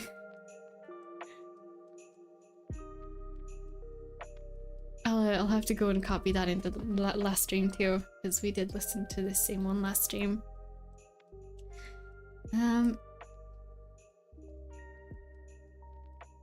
Okay. Oh, right. Yes, the confusing sock situation. You know, I'm kind of glad we don't have to draw that today. I remember I posted a thing when Wanderer first came out, when the drip marketing for him like first came out, and we got to see his new design. One of the first things I did was like I sat down and tried to memorize his whole design. So like I was just drawing him on repeat for like 3 days straight. And I remember I posted on my Snapchat story when I got to the shoes, because I was looking at them going, what do you classify this as? Like they're sandals, like traditional Japanese kind of sandals. And then there's like, I can't tell if it's, I think it's like part of the shoe where it's like the purple like not ribbons, would you call them ropes, I guess? Like the purple ropes. And I can't tell if the underneath that must also be part of the shoe, right? But then is he wearing the shoes with leg warmers on top? Or is it also part of the sandal? I remember it was confusing me for a while. Now I don't really worry about it. I'm just more like, yeah, that's just what his shoes are. But when the new design first came out, I was staring at them trying to figure out how to classify those shoes.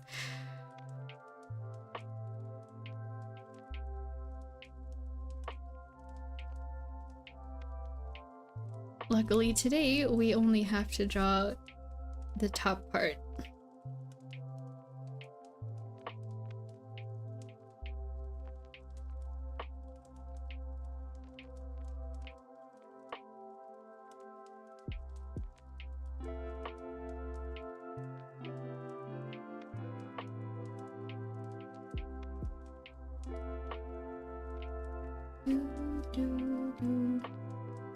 If they are some kind of like traditional Japanese type of shoes, I'm very sorry that I'm uncultured.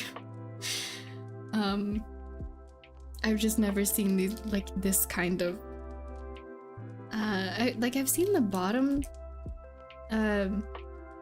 like this part before, and like the type that Raiden and Sara wear, but never this type. Yeah.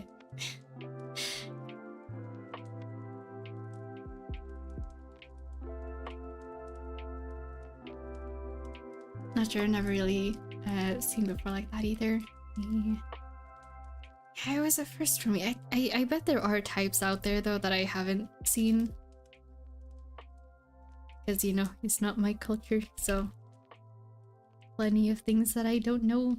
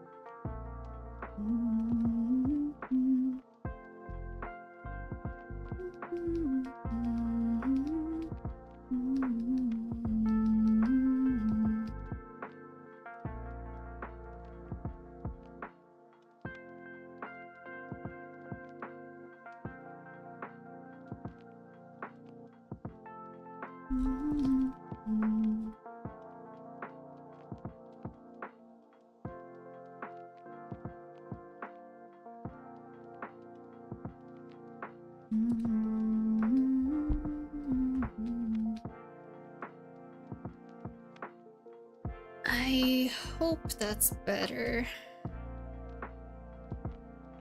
I can't tell if the head's too big or the face is too big. It's definitely one of the two.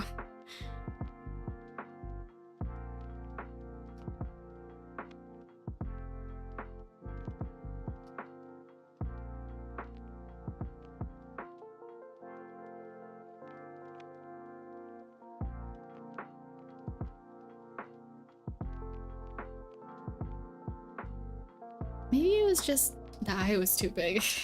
That might have been it.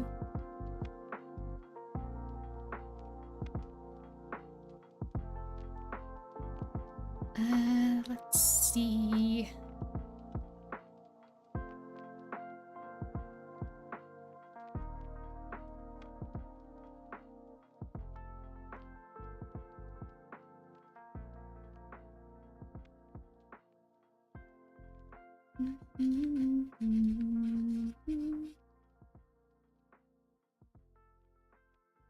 Can I ask you something? Yeah, sure.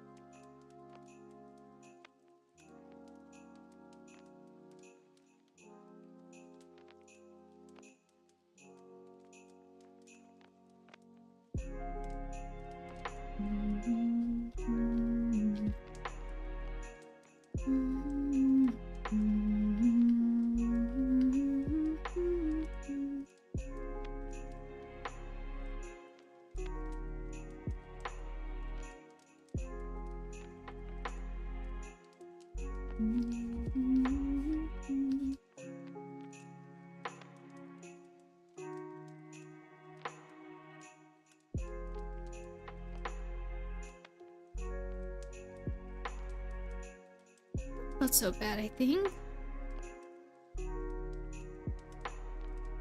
Hey.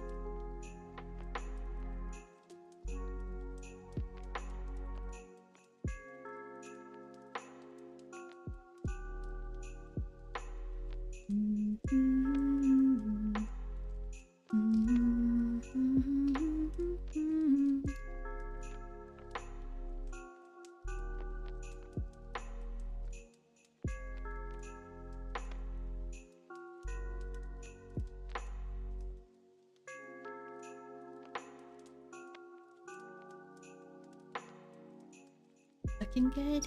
Hey, thank you. I hope it turns out good when it's all done too. I don't know if I'll finish the whole thing today, because it's kind of a lot already. But we'll see.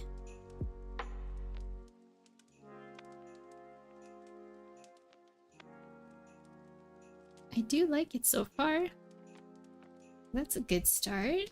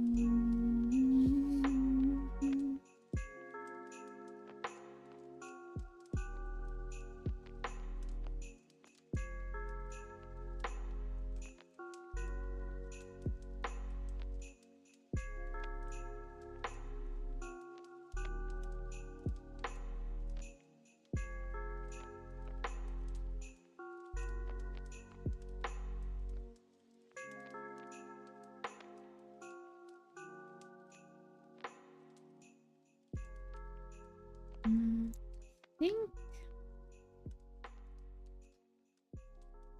think that should be good.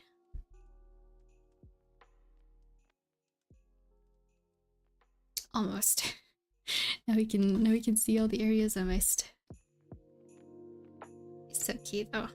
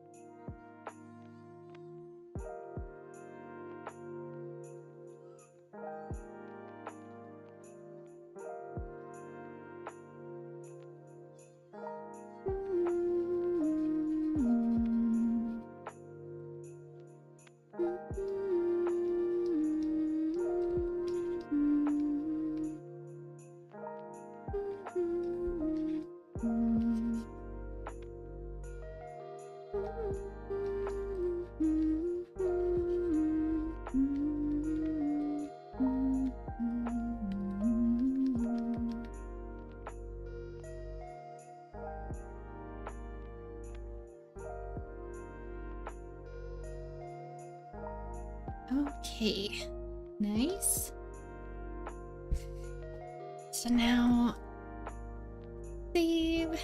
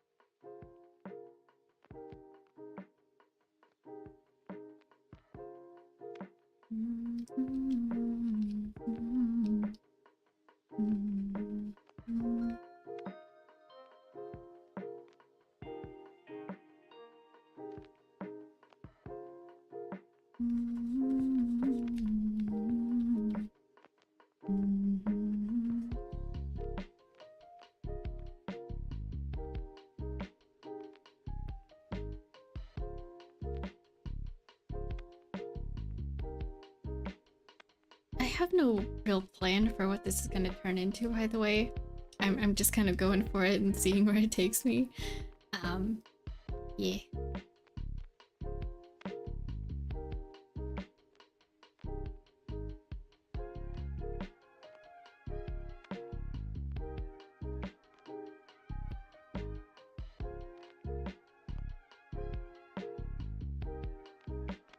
I really like doing lighting. I think lighting and shading is probably one of my favorite parts of the art process.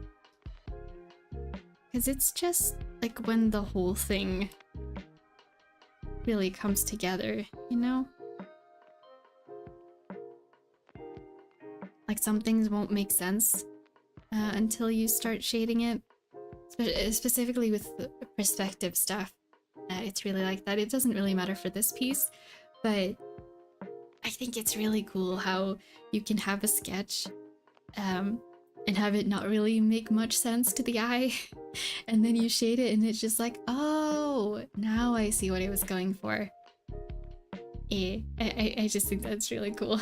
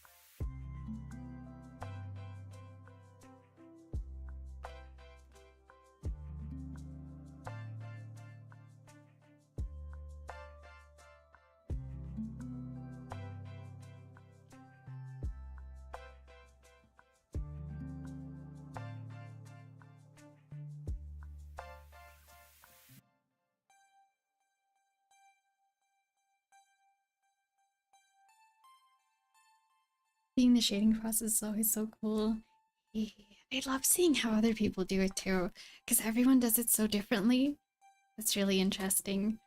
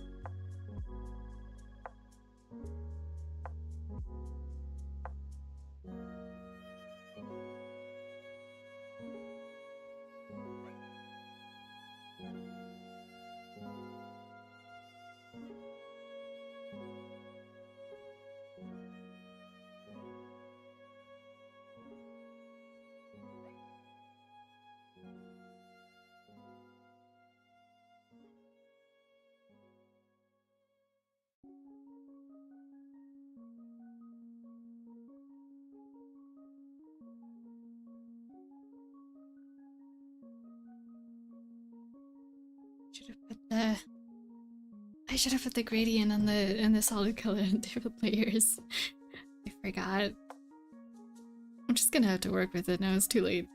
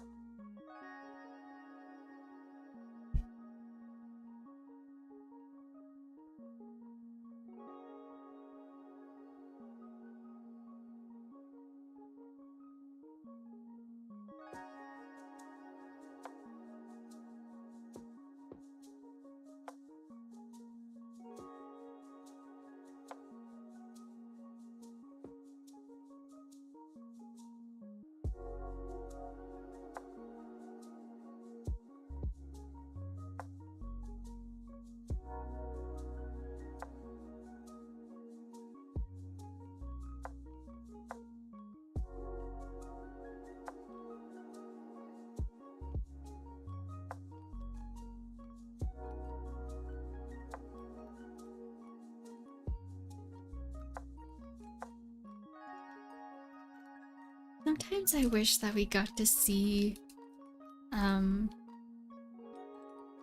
Wander when he still had the visible doll joints. So I think those look so cool.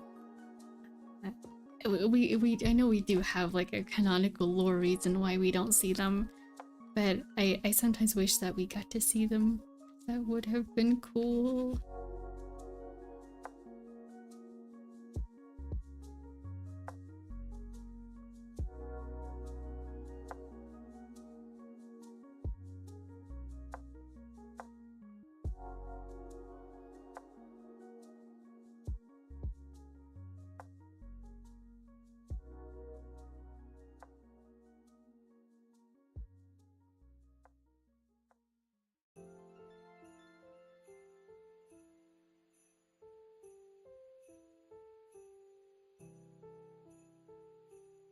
I'm liking this one a lot, actually.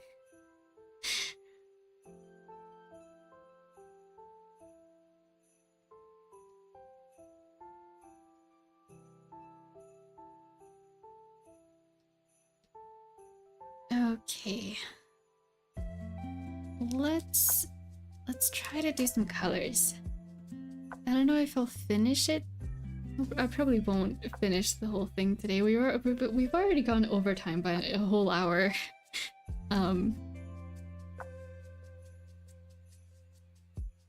But yeah, I'm gonna do a little bit of color at least, and then we'll see when I stop. I'm not sure.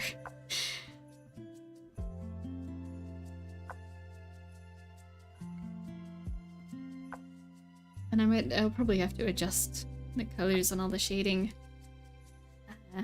It's gonna look weird in comparison to the black and white. Been quite a while already, yeah.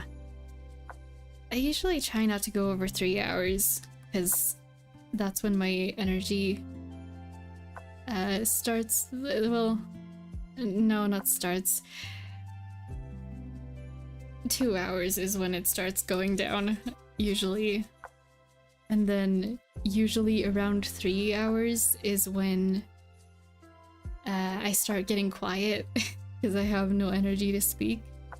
I'm surprised that I managed to speak for as long as I did today, because usually I go demi-verbal at some point. Hence why I'm so quiet now.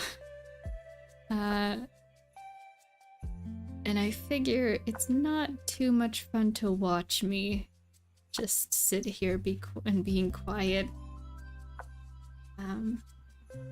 Yeah. So we'll call it soon, but I'll do a little bit of color at least first, and then we'll see.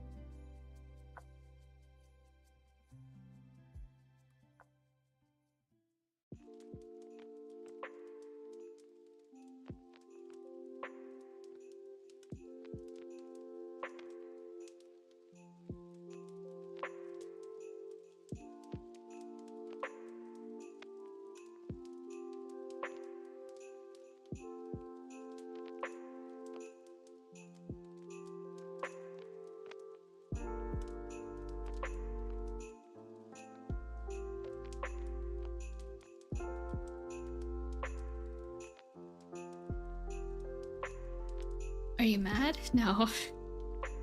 I'm not mad, I'm just low energy. It happens when I stream and when I talk to people. Yeah.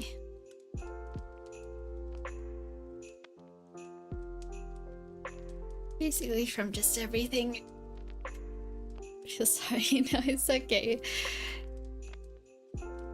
I get like this every stream, but it's usually that's why I try and end it like around 3 hours, because I'm gonna go silent at some point.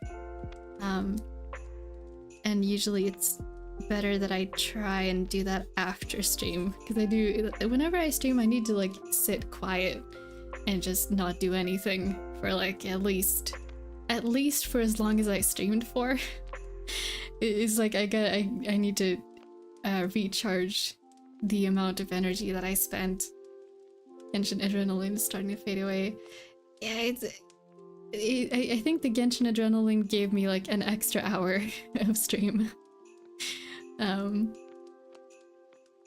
Yeah. But now that's starting to fade too. I'm running out of time.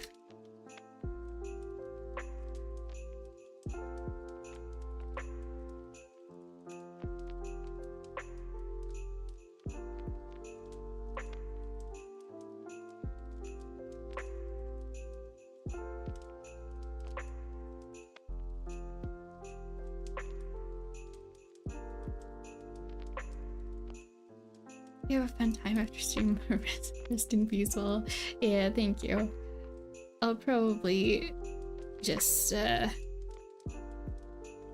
probably go continue watching cool Genshin animations.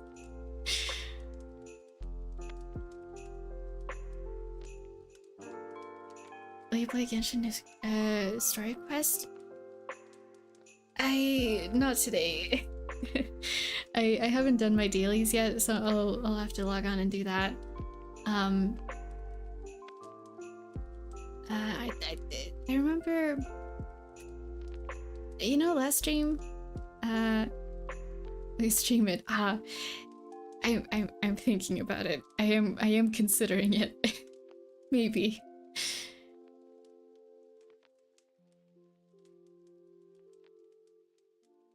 It's been a bit.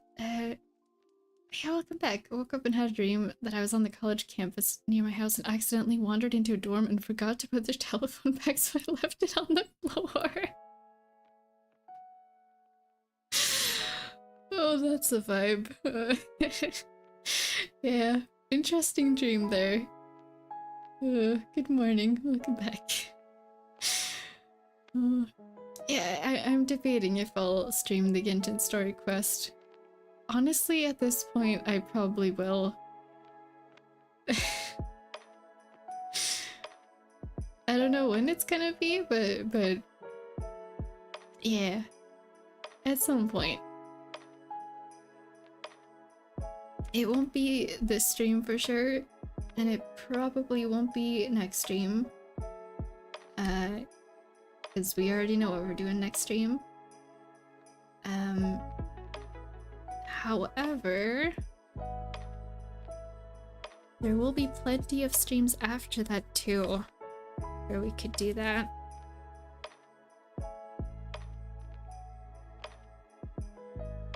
It might end up being a surprise stream, like not a scheduled one, honestly. Just because whenever I feel like playing the story quest is kind of random. Sometimes I just start it and go with it, and other times I'll procrastinate doing it for months. I'll still try and keep it on schedule, but if I feel like doing it at a time when it's not a stream day, I might just start up the stream and stream it, honestly. Oh, hello! Welcome to the stream, welcome. Are you drawing wonder today? I hope not at school at that time. Yeah. Yeah, I'm gonna try and keep it on schedule. But no promises.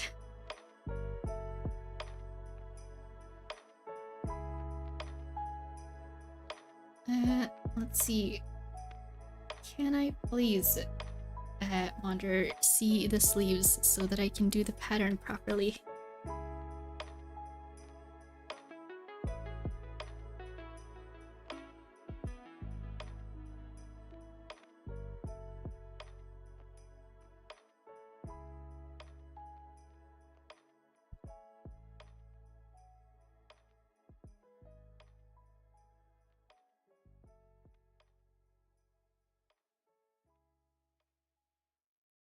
I'm assuming you're still talking about that dream, Malika. Bought a house for 5. That's a cheap house. And for some reason, Chris Brown crashed his car into my mailbox. Oh, that is one adventure of a dream. Wow.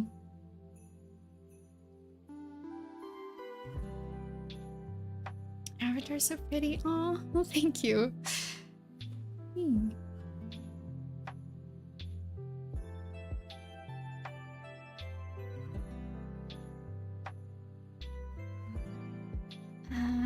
Let's see.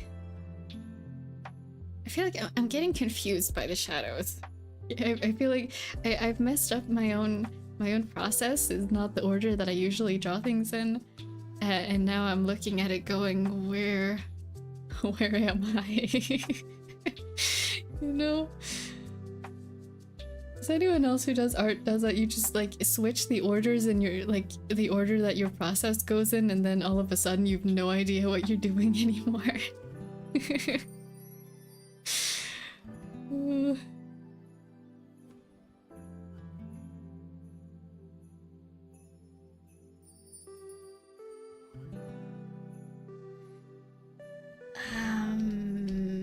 That's the pants. What color is this supposed to be again? Hold on.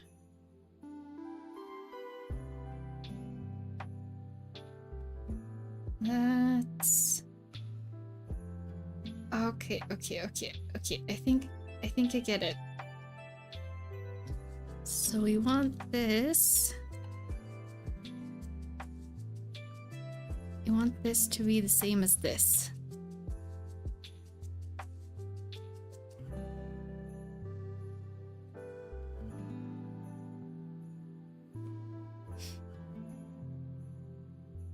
Love to draw too. Oh, nice. Hell of a Boston Has Been Hotel stuff. Oh, I haven't watched Has Been Hotel in so long. I watched the pilot of Has Been Hotel when it first came out, and I've seen the first episode of Hell of a Boss when it also first came out, so I don't remember much about it. Can we see your full model? I missed it.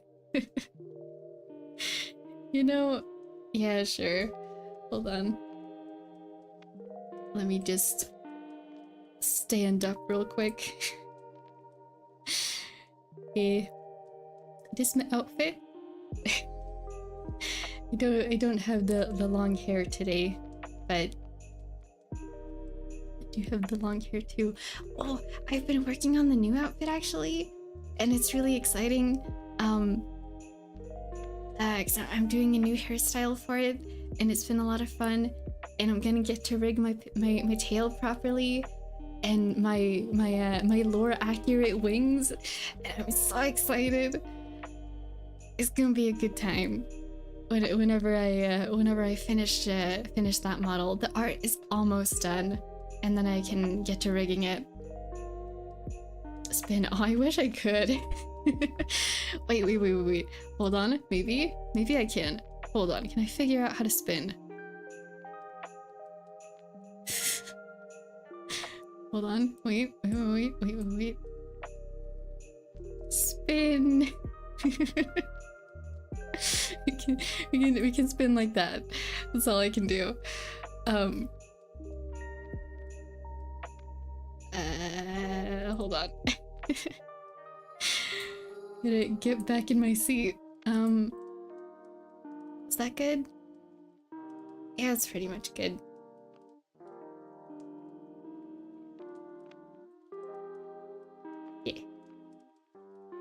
Yeah. Outfit tour done. Been excited. Yeah, I'm really excited about the new outfit. Yeah, so pretty. I love it. Oh, I'm glad. Thank you. Yeah, I don't know how to. I can't do the other type of spin. That's the only spin I can do. Miss it already. Yeah, we don't really have like many reasons to look at the full model usually, huh? If we can figure out a reason for me to use my full model more often, we should We should, if we can think of a reason, we should implement it into the stream. Because I do rig the whole model, but we don't get to see most of it most of the time. I have my own channel too. Oh, nice. I hope you're enjoying. I don't know if you stream or make videos, but I hope you're enjoying it. Just have to wait for streaming. Ah, I see. I hope you're having a fun time with it. That's the most important part.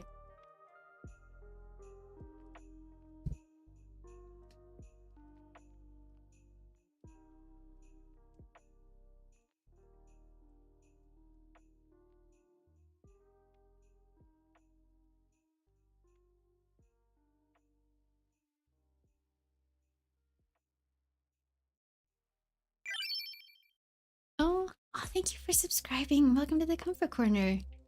Thank you. I hope you enjoy your stay. Yay.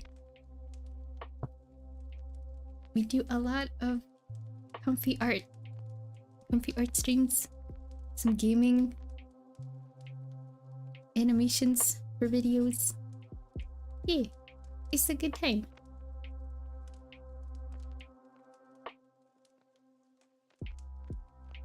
Oh, I haven't had the gamble come in chat for a long time. How'd it go? Oh, now you dropped your cookies. Sorry. Will you ever make a story where you use all old models and new models in Lord? I'm not entirely sure what you mean. It would be cool to see all the models next to each other though. That would definitely be fun. My goodness, would it give me dysphoria though. I was looking at when I was looking at my old Genshin VODs, some of them use my very first VTuber model that I ever made before I realized that I was trans. And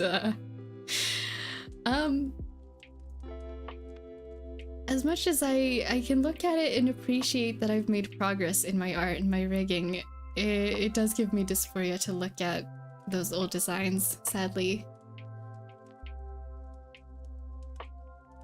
I wouldn't mind making like a video of like a model tour of my progress though, with like timestamps. That might be fun.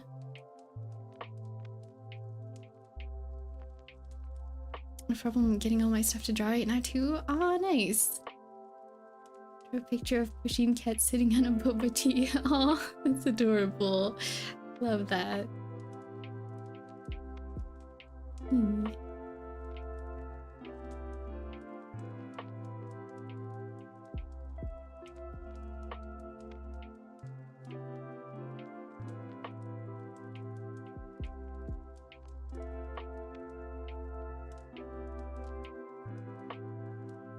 Oh, I might need this layer to be the top, actually.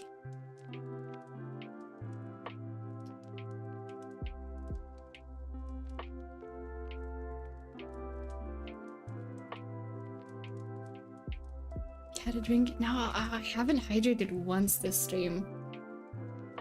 Oh, that makes sense. My water bottle's empty. Oh, whoops. Well, I'll go have some water after the stream ends. It'll be soon anyway. But if you have water, if you have not had water in a while, please remember to drink some water. It's very important. And I promise I will as soon as the stream ends.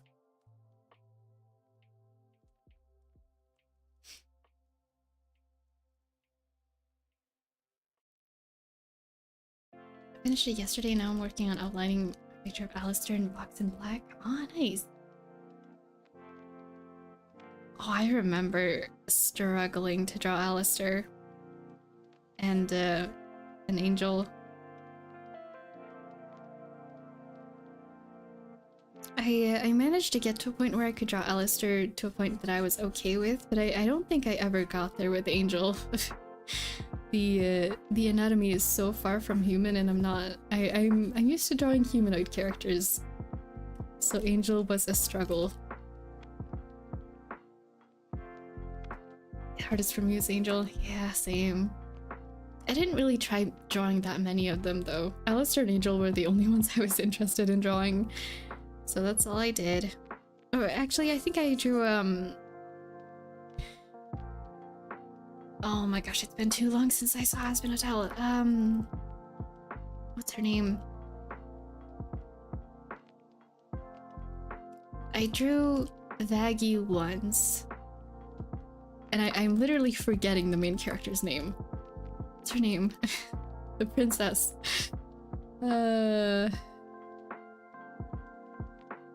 Anyway, I drew her once too. But that's Charlie, that's her name. Thank you. Yeah. Yeah, I drew Alistair and Angel quite a few times because I wanted to try to get their anatomy down. And I got there mostly with Alistair, not so much with Angel. And then I drew Charlie and Vaggie once. Just once. I remember it though, because it was during a school sleepover, and I drew them on the whiteboard. I filled the whole whiteboard with characters that I liked.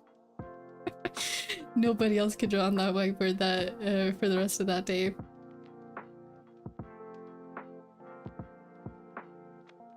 He looked like a real spider. Yeah, he's very spider. Just curious, air is water, doesn't mean we drink water when we breathe. I guess if the humidity is high enough, then yeah, I guess well, because it goes into your lungs instead, so we're not drinking it. But it'll make your lungs less dry, I guess. It doesn't really count as drinking water because I imagine it's like a very, very small amount. So still gotta drink water. Oh, Burby's getting head pets. Yay. Draw Charlie the most, and I drew Adam a lot too. Correct me if I'm wrong, I have not seen the whole series. I've only seen the pilot episode. Adam is Charlie's dad, right? Right? Because I can't think of who else it would be.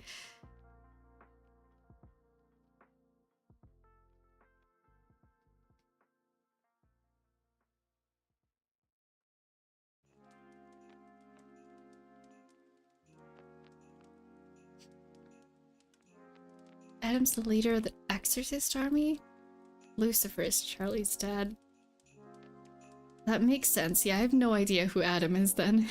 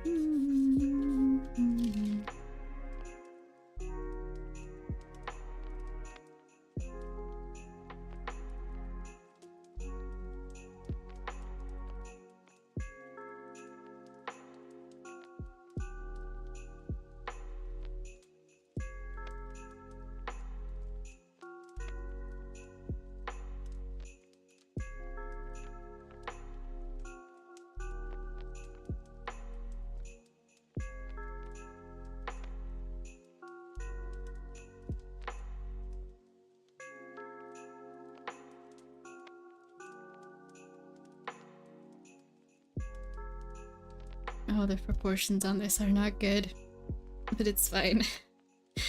I'm not gonna worry about it more.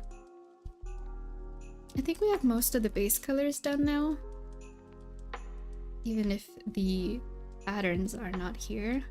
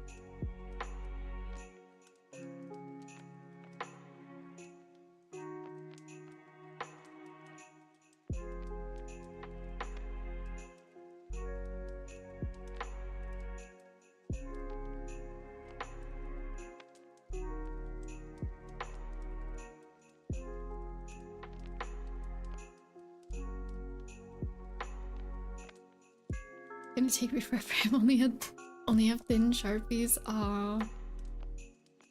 Yeah, that might take a while. You have a sister? Yes, I do. Looking really good? Thank you. I'm glad you like it so far. It probably won't be finished today, honestly, but that's just the way it's gonna have to be.